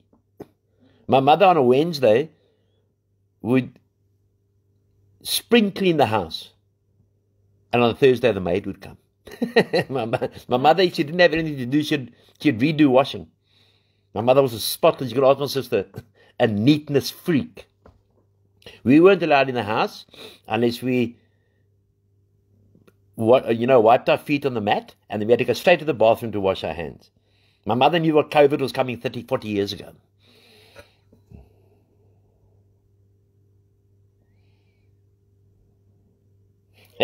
Corin. Yeah, my brother was very concerned about my sister today. He finally says, yeah, I've spoken to your sister. I've spoken to Leslie. She said she's okay, but how is she, Anthony? My brother was tripping. My brother's a very astute man. My brother fights crime all day. He gets up 3 o'clock in the morning and goes to fight crime. He doesn't do that just on weekends to make himself look good for votes. He was tripping today. I've never had my family so close to me. It's Like God has brought my family whole. The only thing missing, but is safe in the arms of the Father, is my dad. Hi, Melody. Hi, you're all my friends, eh? Anna-Marie Driver, been a great friend. Anna-Marie, you've been a great support to me, because you're a very intelligent woman. Nicolene. Oh, of course, Ingrid. Michelle. How's it, David?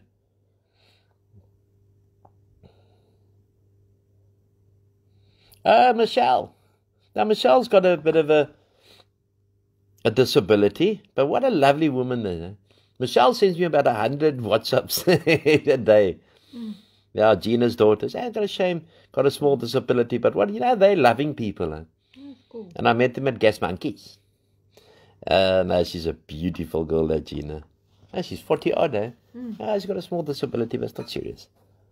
I hope you come to Gas Monkeys again. No, Sunday I'll be at Gas Monkeys.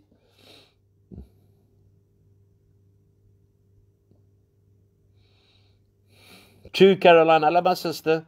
Hello, Tosca. Yeah, Tosca's husband. Thank you, Tosca, for Big J contacting me today. It meant a lot to me. That meant I don't want to be funny enough. Like, he contacted me. Leon from 4 years ago, got sober on the farm, contacted me. Freddie Cast contacted me. His boys who walk with me, I gave them their lives back by the grace of God. Man. They're all married, happy, got children. Not losers. I gave them their life back by the grace of God. And Tosca, your husband, was one of them, Big J. And when he contacted me this morning, my heart just felt so good.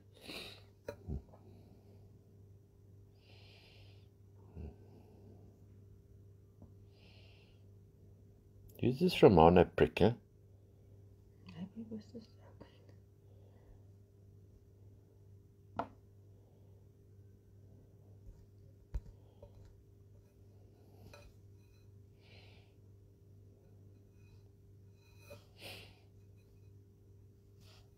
Yeah, we're not taking nonsense from people. Hi, Peter. Thanks, Peter. Hello, Annelie. My alter, thank you, Annelie. Sure, this thing is going too quick here, my love. I stopped typing for a while. Now, it's been a lovely feed tonight, Teresa in England. Hope you're great. She's great, thank you. Fast asleep, Diana. Okay. Romana, Nina. Just not now. Yeah, about 5 minutes.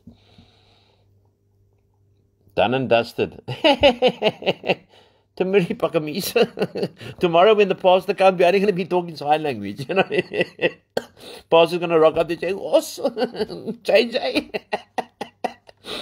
Because we're going to meet each other. Obviously, we're going to go meet him at the airport because we can't let him loose in Cape Town. I mean, he's a gangster. He's like, he is like the Nicky Cruz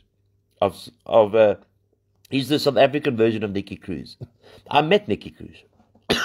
I met him at, what was that church at N1 City? It used to be in Rondebosch as well. I don't think they have there anymore, but they were massive. Yeah, thanks, Yvonne. Julia, the doc says that you must please offer a formal apology. I did not. You did, for dumping me. You caused me to drink, Julia. Well, if she didn't dump you, I might never have gotten you. So, thanks, Julia.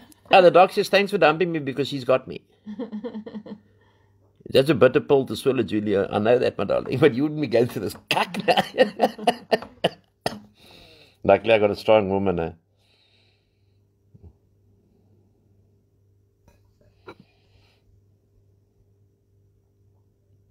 No, Penny, you're always there. I know you, Penny. Penny, I was in the hood today in Buddhism.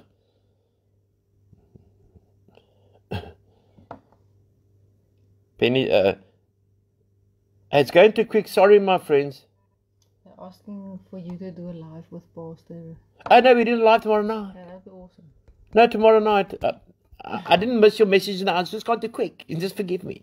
I'm going to play you one song and then I'm going to speak for another 5 minutes and then we're going to call it a night because I've never felt this free in my life. You know that? I'm as free as a bird. Now you can call me what you like.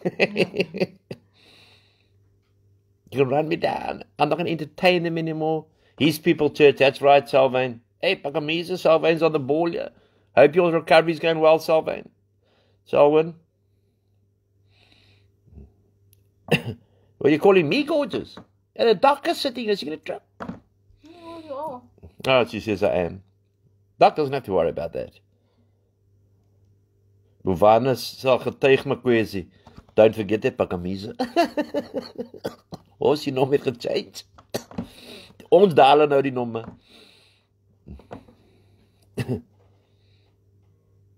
The dogs you feed come back to bite you. Jeez, what a saying. Hello, Wendy. Good night, Eleanor. Yeah, smoke break. We're going to play a bit of one song, and then I'll come back for 10 minutes. Because the dog's tripping. No, I'm not. Hi, Laurel and Hardy. Hey.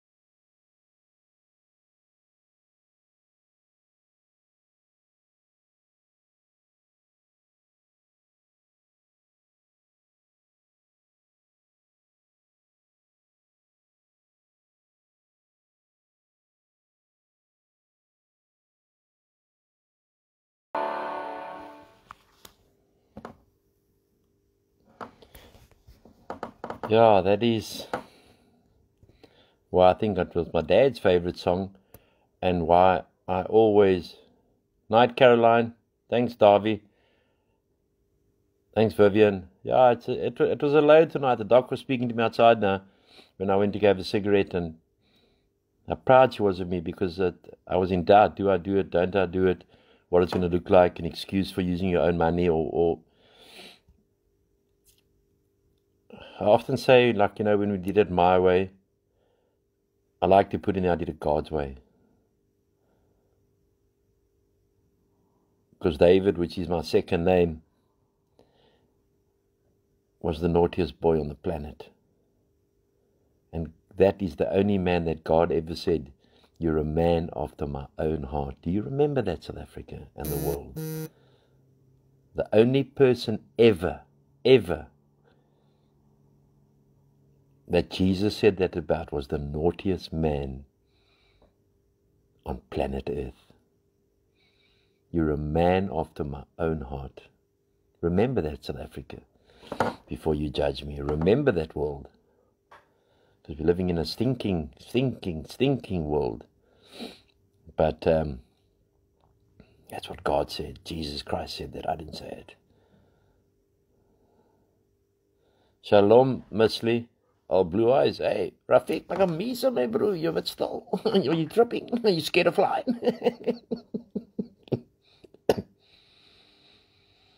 Hey, Laura Lottie. Andre Corin, Witbank, lekker. Hello, Kinza.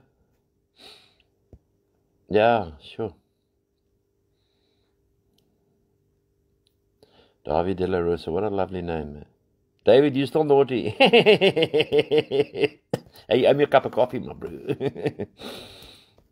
Only joking. Hey, Norma. Yeah, it was lovely. You feel like now you can say whatever you like. I've got no skeletons. And Ninja.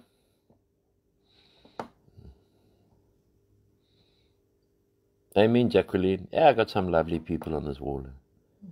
I got some beautiful people. It carried us through a time, because it was also tough for the darker. It was tough for my daughter. I saw my daughter there. She's going to be 16 in geez, what's the date? 16 in 16 days' time. Ja, she sent me pie, ek is trots op jou. Straight. She's Afrikaans. Love you, Dr. Ellen. Hi, Nicolene. And when I meant to go see my daughter, I haven't seen her for a while. And she just said she knew what was going to. She's got Facebook. Pie, ek is trots op jou. Nothing, no questions or nothing. She knows her father. Her father looks after her. And her father supports her in everything she does. Who was that who said that beautiful words? Thank you, Sharon. Yeah, thanks, Esther. No, we're not going to partake in any funny business. Yeah, she is beautiful. My daughter is stunning. And time for the kibbutz. Quite right. We've got the agreement, and the agreement stands in place. And I want to build it up into a little Hollywood.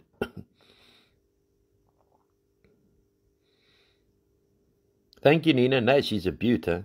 But I warned the boyfriend. I warned him in uncertain terms at a tow truck event. He's a little redhead. Nice boy. He turned blonde after I finished speaking to him. He didn't know what hit him. Davy, you're so naughty. Davy must be naughty, my bro.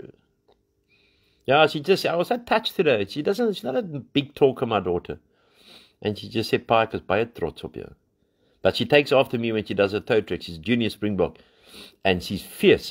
And when she loses a tow trick, she like sulks. And it's off, hey, Amy, you'll win the next ones. Relax, you can't win them all. Yeah, pa. Yeah, Nina, I put that little boyfriend in the school. I don't think... He's still around. Yeah, no, he's around still. Because my daughter's hot, you know what I mean? And you're not going to go crap where you shouldn't crap. I'll trap in.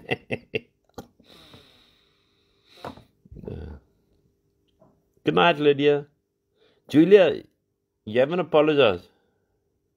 The only way to have a friend is to be one. Thanks, Leslie. You're a wonder. Thanks, Leslie, for what you went through, what you endured. the persecution you endured at the age of 64 on Sunday morning after the man had phoned me 15 minutes before that, sent a voice note that how much he loves me, and on the 5th of April wrote out a big thing that I'm the greatest thing since sliced bread. What you endured, Leslie, and still to come out of it. Okay, now you had a bad day yesterday, but to come out of it and to change the farm around and to find all the stuff that he stolen and find all the mess and all the stuff that you got cleaned up with the boys. You're a strong woman, Leslie. God saved you for a real purpose because you were dead 6 months ago, remember? God saved you for a reason. You're an absolute... You know, Les, I love you so much. I don't think I tell you that much. But I love you with all my heart. Always. You used to look after me. I used to sleep in your bed, remember, when I was young. And I was scared. I used to be very scared when I was young. And I used to sleep in my sister's bed. She looked after me like she looks after me now. Leslie, you're a... Okay, we lost contact for a long time, for like 7, 8 years. But we're making up for it now. I love you, Leslie. Always have. Always have. The devil tried to break our family, but our family is now more tighter than the Suez Canal. It's trending. Love my sister. I got good women around me. The Doc, the sister, my daughter, Doc's daughter, Doc's son, Angus, AD. My brother Malcolm's back on the farm. He doesn't take cock. He never talks. How you been doing, Malcolm? What? Like I said to him when he got in the car. Okay, Malcolm, I haven't seen you for a while, bro. What's up? Nothing. Just straight like it. Angus started pissing himself. So I said, what have you been up to, Malcolm? Not much. That's how Malcolm is. For those who know him, he hardly ever talks. He's like me. We're not into material things. He's never driven a car in his life. Never interested. He's had scooters and all that, but he's never interested in driving a car in his life. He doesn't want to do it. He just walks in. He's rustig. If he's watching sport, go to work, watch sport. And obviously he's had bad problems with his legs, or with his leg when he got run over while he was running. And now he's come home again. So now we're all there. Can you imagine that? Me, my brother Malcolm, who's born on the same day of me, 21st of February, 2 years apart, and my sister, and my brother was there, Patrick, on Sunday, and my other eldest brother is coming to the farm in the next 2 to 3 weeks. The whole family is going to be as one, in one house. Can you believe that? With mom and all. With mom. Can you believe that? God has pulled us together. I wouldn't have thought that. Who would have thought? We didn't speak to each other for 10 years. And God has brought us together. Can you imagine? If someone had said to me that 10 years ago, that you're going to be living in a house with mommy, your eldest sister, your eldest brother, your second youngest brother, and me, all together in one farmhouse, I would have said, never. See how God works. Don't fuck with the king's kid. Don't ever. And he's brought us together at the right time. Hey, I hugged my brother when I met him, when I saw him today, and I thought, hey, Malcolm, you're a relief, my boy. Yeah. So he says, how's your wife? Okay. Been watching a bit of cricket? Yeah. That's just Malcolm.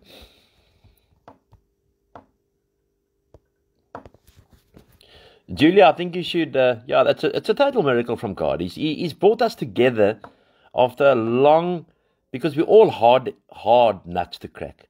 So none of us would give in at a conversation, never.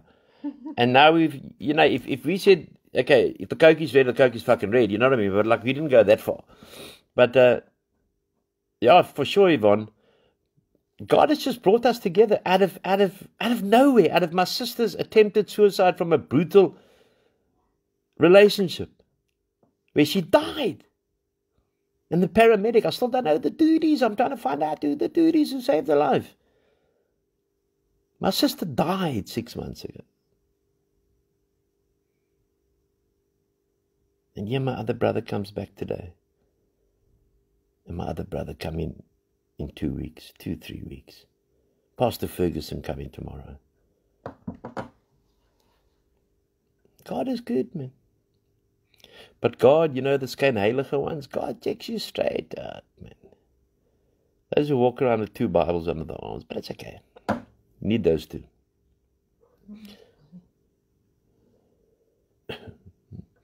That's wonderful. Oh, that's beautiful. Yvonne, I haven't spoken to my brother for over 20 years. I'm going to phone him in Australia. Yvonne, amen.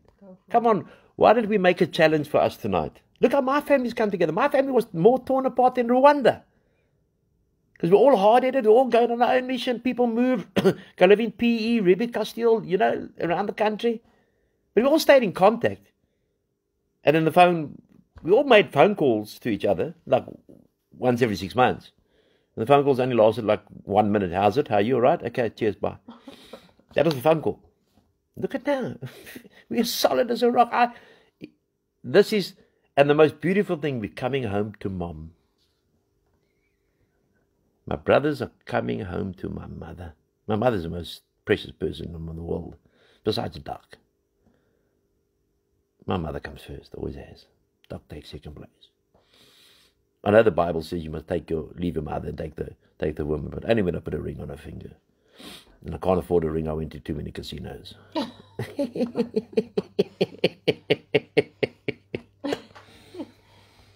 Let's make it a challenge tonight for all of us. And this is now spirit-led after what Yvonne said. Let's make it a challenge tonight. All our family members we haven't spoken to in years. Put our pride in our pocket, we pick up the phone.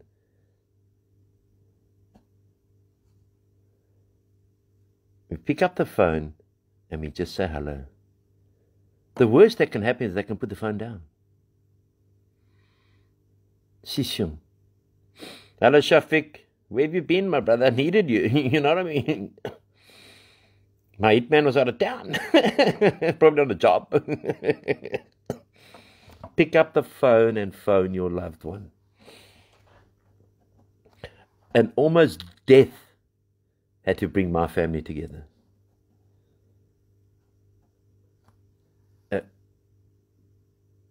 Almost death of my sister.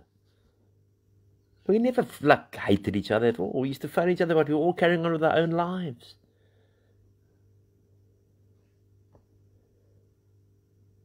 Very true, Veronica, what you just said there. Not that we hated each other, we just carried on with our own lives.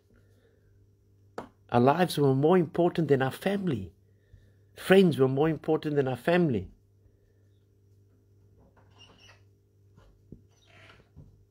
Tomorrow might never come. Do it, South Africa. Do it, the world.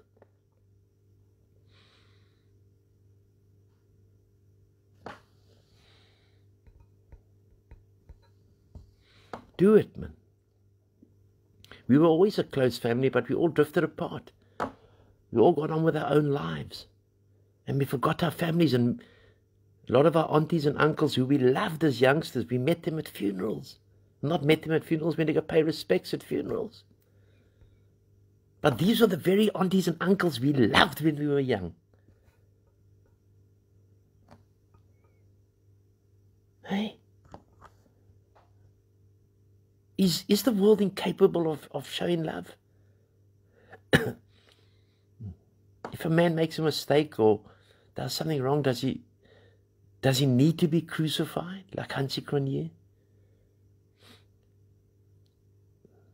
I was thinking the other day something. What has Jacob Zuma, besides ruining the country, really done to me personally? Am I going to sleep better if an 85-year-old, okay, stole a lot of money, did a lot of wrong, but am I going to sleep better if he goes to jail? No, I'm not.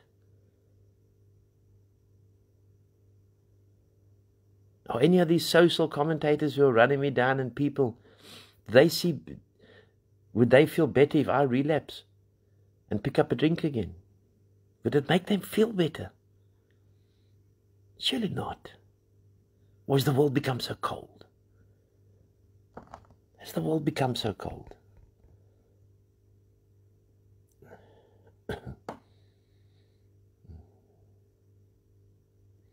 Lovely, Yvonne. Beautiful. Amen. That's the most important thing that happened here tonight, Yvonne.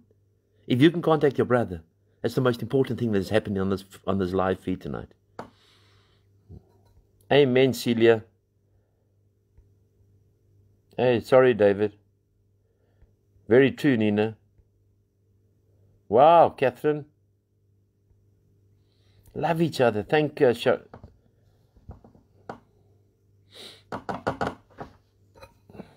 You will, Doc Ellen. You're a strong lady. Been through a lot. Last spoke to my brother 15 years ago. Phone him, Liz. Like I said, the worst he can do is put the phone down. Phone him, Liz. Send him a text.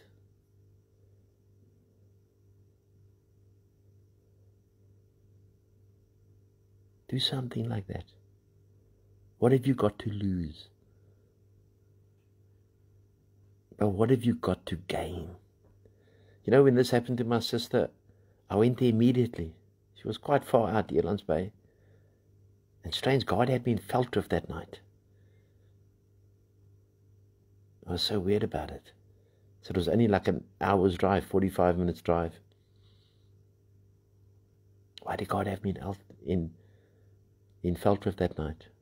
Because God knew. God knew what is going to happen.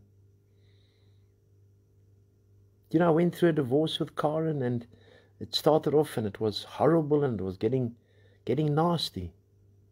Suddenly it changed. And we settled, and that was it. Because it came into my mind very clearly. How can I have been married to this woman, and I loved the woman that I was married to, and then suddenly badmouth her? And suddenly meet with her and call her everything under the sun? So one morning I picked up the phone and I said, I'm sorry, Karen. It was my ego that got in the way. Forgive me. Let's settle. Take what you want. Leave the rest. That's how God operates, because He says, forgive, repent. Don't stay bitter. Don't stay angry. Can you imagine your whole life, all you do is watch Facebook to find out what Anthony Hall and others are doing, so you can write a little story to give you 2 seconds of fame? Is that life? Is that how we love each other? Is that how we'll walk down the street and you fall in front of me? Do I walk past you? When I picked up that boy at the robot 7 months ago, all he had was a pair of pants and a t-shirt. He left me, he had a job. I gave him a job. Got him a job in Worcester. You know, we speak about the grace of God, but do we understand the grace of God? Do we understand the mercy of God? We've all sinned. We've all fallen short of His glory. Yet we will continue to take another man and woman's inventory. And sometimes at the worst times. And what do we do? What do we do, South Africa? What do we do, the world? When a man is being nailed from all sides. I'm not talking about me. Hey, Corin. What do we do? Do we jump on the bandwagon and nail? Do we put the nails into Jesus? Who put the nails into Jesus? Wasn't it the people? Wasn't it the people when Jesus was on the cross and He got nailed? Wasn't it us putting in the nails?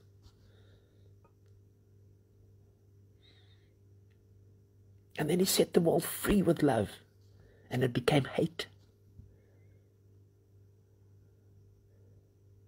Love thy brother. Not only when it's convenient. I just don't want to say it now when things are happening in my life. But does it make any difference? Does it make any difference to my life if Jacob Zuma goes to prison on Wednesday? Does it make any difference in my life if Cyril Ramaphosa dies tonight? Does it make me sleep better Does my food taste any better? I don't worry about having grudges against the 3 men that left me and stabbed me in the back. I set them free. They're free. I wish the best for them. I hope they make it in life. The task is going to be hard for them to be sober, but they're free. They made their choice. I'm not going to sleep better if I hear that they've relapsed. I'm not going to pray that they relapse to show Anthony Hall was the better man and I was right all along. God knows the difference between right and wrong. I hope those boys flourish in life.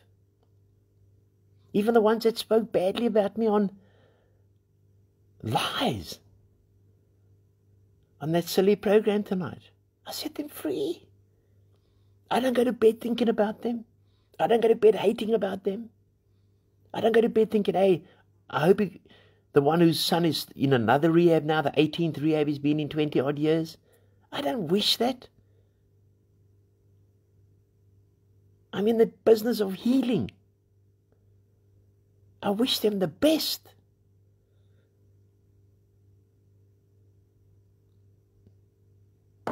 I wish them the best. I don't carry resentment because in the addiction recovery, resentment is our number 1 killer.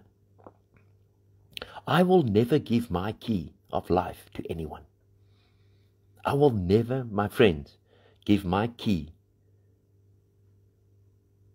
of life to anyone. I don't go to bed and say, I hope I hear tomorrow so-and-so's dead. Or so-and-so is I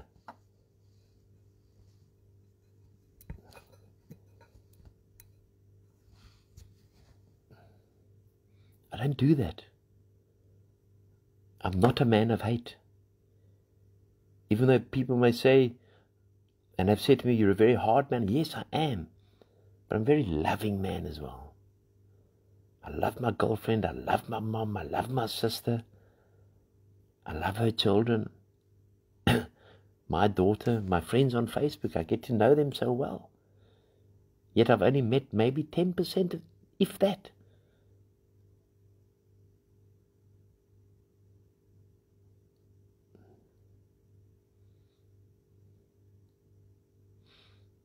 What's it going to be the difference? The way, I always get back to the way Hansie Cronje was crucified by South Africans. Did it make me feel a better man with Hansie being crucified? Or did it make me look at life? It broke my mother.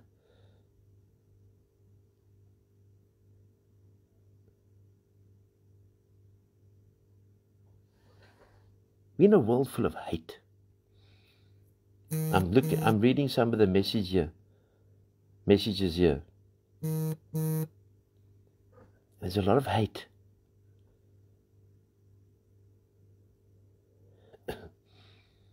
I don't wish those boys bad luck. Because did Jesus wish me bad luck when I did wrong? Did God want me to suffer when I did wrong? Yes, Alma, did God do something? Did he say, my boy, you are persecuted? Thanks, Betty.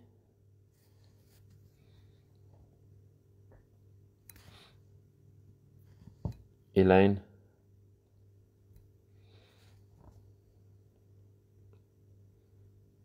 Bit more respect and discipline for each other. Like I said earlier, it's like being married and getting divorced. And then we have to bring all the dirt out. I remember once I was in the murder and robbery unit. And we all went out one night and it ended up that we started going to escort agencies and that. And we were partners. We were investigating top murders, big murders. And one day the guy got upset, one of our guys who worked for us.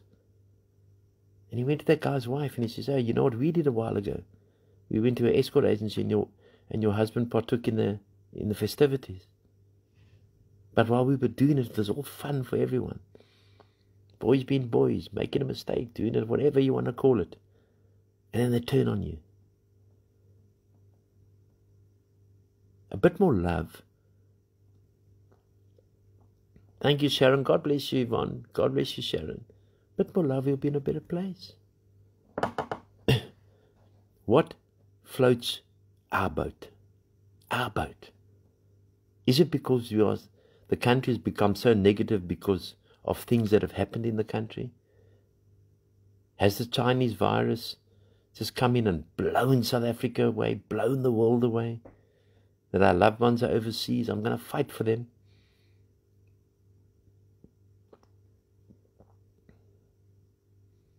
I'm sure we can all... Doc?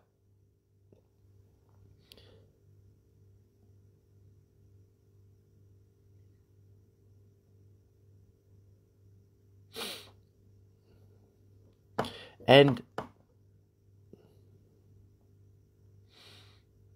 I read a beautiful thing. You say that now, Eileen. I read a wonderful thing yesterday about the leaves and the branches. It was by a black woman. Now, I didn't read it, I watched it. Short little clip about a black woman. But it shouldn't be coming onto this feed and assassinating Anthony Hall or my friends. Why do you have to come with your hate onto this feed? Why don't you just not come onto the feed? Very true, Ian. Why don't you just not come onto the feed? Or why do you want to sow consternation? Why don't you open up your own feed? Then you can hate all the time.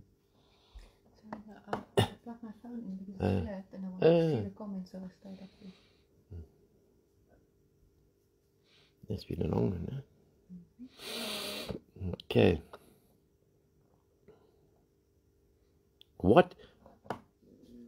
What can be the difference in our lives if something happens to another person? If Zuma goes to jail or doesn't go to jail, what's going to be a difference in my life? Ramaphosa dies tonight or doesn't die tonight, what's it going to do in my life? Maybe people are bored with life. We've lost the joy, we've lost the passion, lost the dream. I'll say to you tonight, South Africa and the world, get the dream back, get the passion back. And thank you for a wonderful evening tonight. Thank you for being part of setting myself free. It's 32 years I've waited to talk about this. And on this Monday night I spoke about it. Thank you so much for helping me set myself free. God bless you. And I will go and read all the comments when I go lie in bed and relax. Doc's having a glass of wine. Doc smokes wine. I smoke you more. It smokes me more, yeah. Thank you very much for being witness and being so loving. The doc was telling me earlier when we went for a smoke, when I went for a smoke,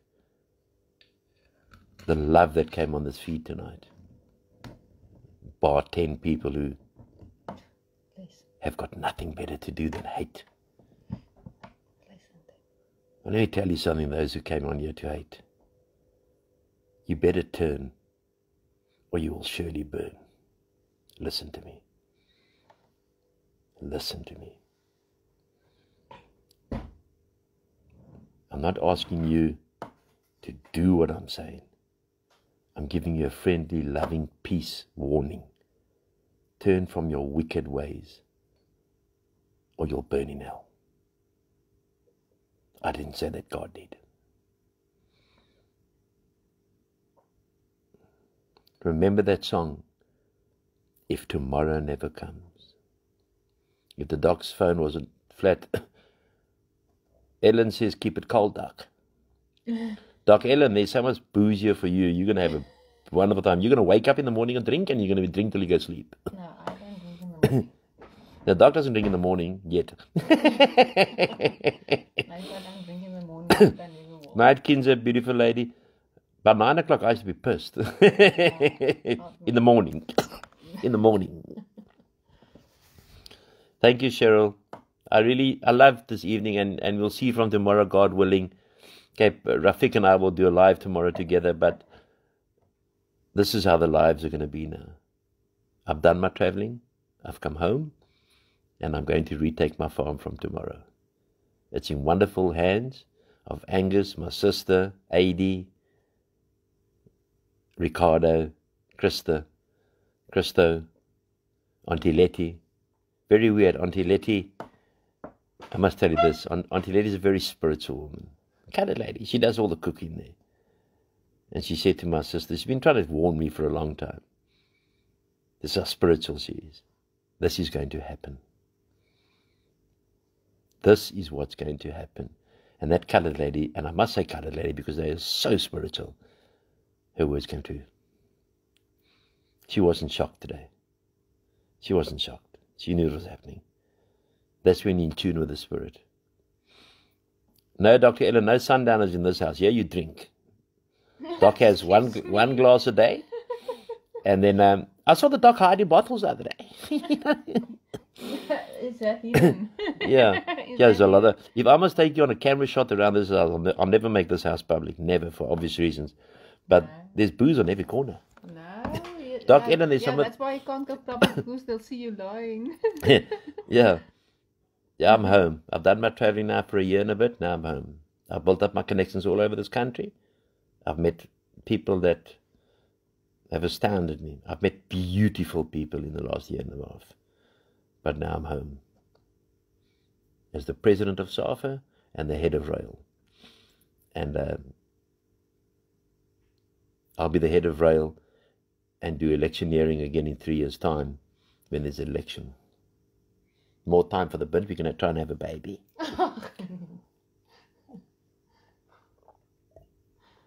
I'm not home enough, so we said we're gonna try for a baby. Hey, Davy, so I'm looking for donors. Yeah, the doc says I must look for sperm donors. No. Yeah, there's no place like home. I feel like I'm home now. I miss my mom too much. You know, I was home for 2 days, gone for 7. Home for 1 day, gone for 6. But I was on a mission and I've accomplished the mission. Thank you, Milton. But the people that I met on the mission are on the phone, are in the books. And I met the most amazing people. I had to do what I did. I had to go out there and put my face out the whole of South Africa. It was very lonely sometimes. But I had to do it.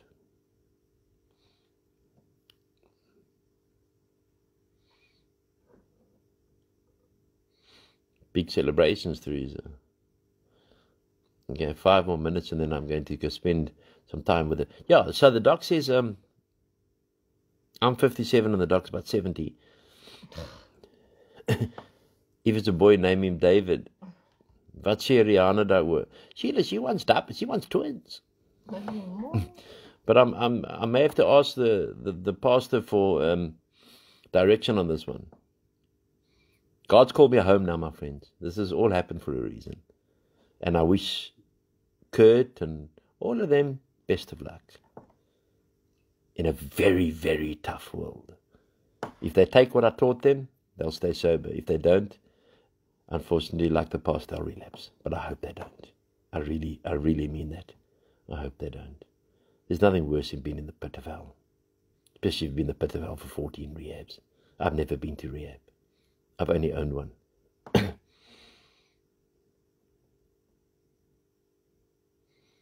Okay, so I don't think we'll try for babies tonight. It's been quite an exhausting day. But I will let you know when we have tried. And I will let you know that when the dog is pregnant. And and I will let you know if it's a boy or girl. But these days you're not allowed to classify the sexuality of a child. You know that? Huh?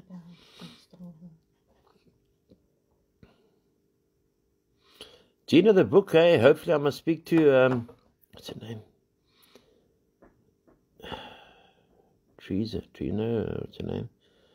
Hopefully soon. Hopefully maybe it's time to finish the last chapter. Huh?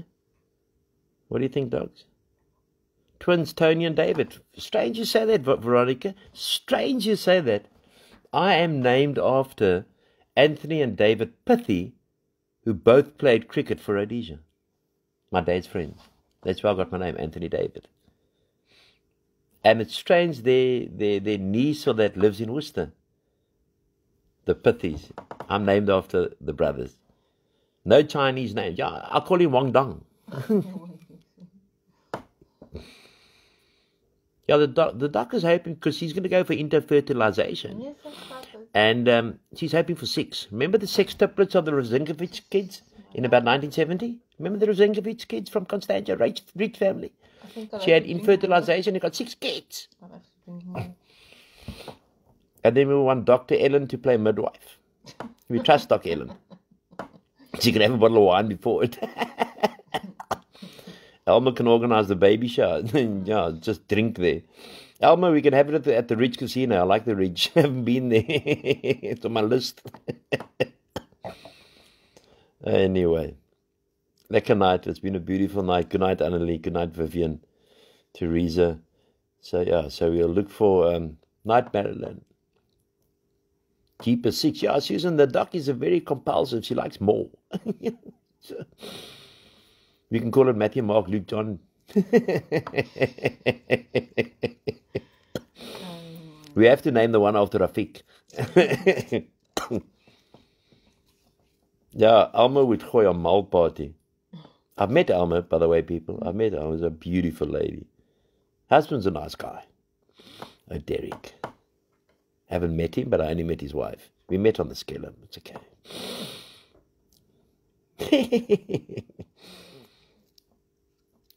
Hi, Vian. Hi, my boy. Okay, Frida, so,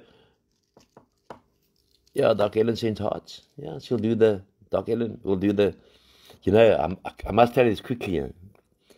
When my daughter was born, I was called to cut the cord. I was going, okay, she's gone into labor at N1 City. And I was pissed, huh? And on the 28th of April, when I cut that cord, and I sobered up 2 months later on the 28th of June, you know, April, yeah, 2 months later I sobered up. And I saw 2 things in life.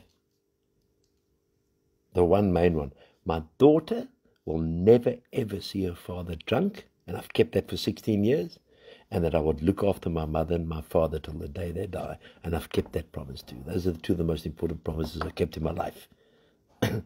Now, I won't call it Gustav. I can't call it Gustav. Gustav is a bit of a gay name. No, sorry, I didn't mean that for all the Gustavs out there, but like, you know what I mean. I would like call it like Hendrik Verwoerd or P.W. Botha, F.W. de Klerk, Nelson Mandela, Bishop Tutu. I'm talking kak now. Thank you very much for making me feel that I could release something that's been in my heart for 30 years and speak about it publicly for the first time ever.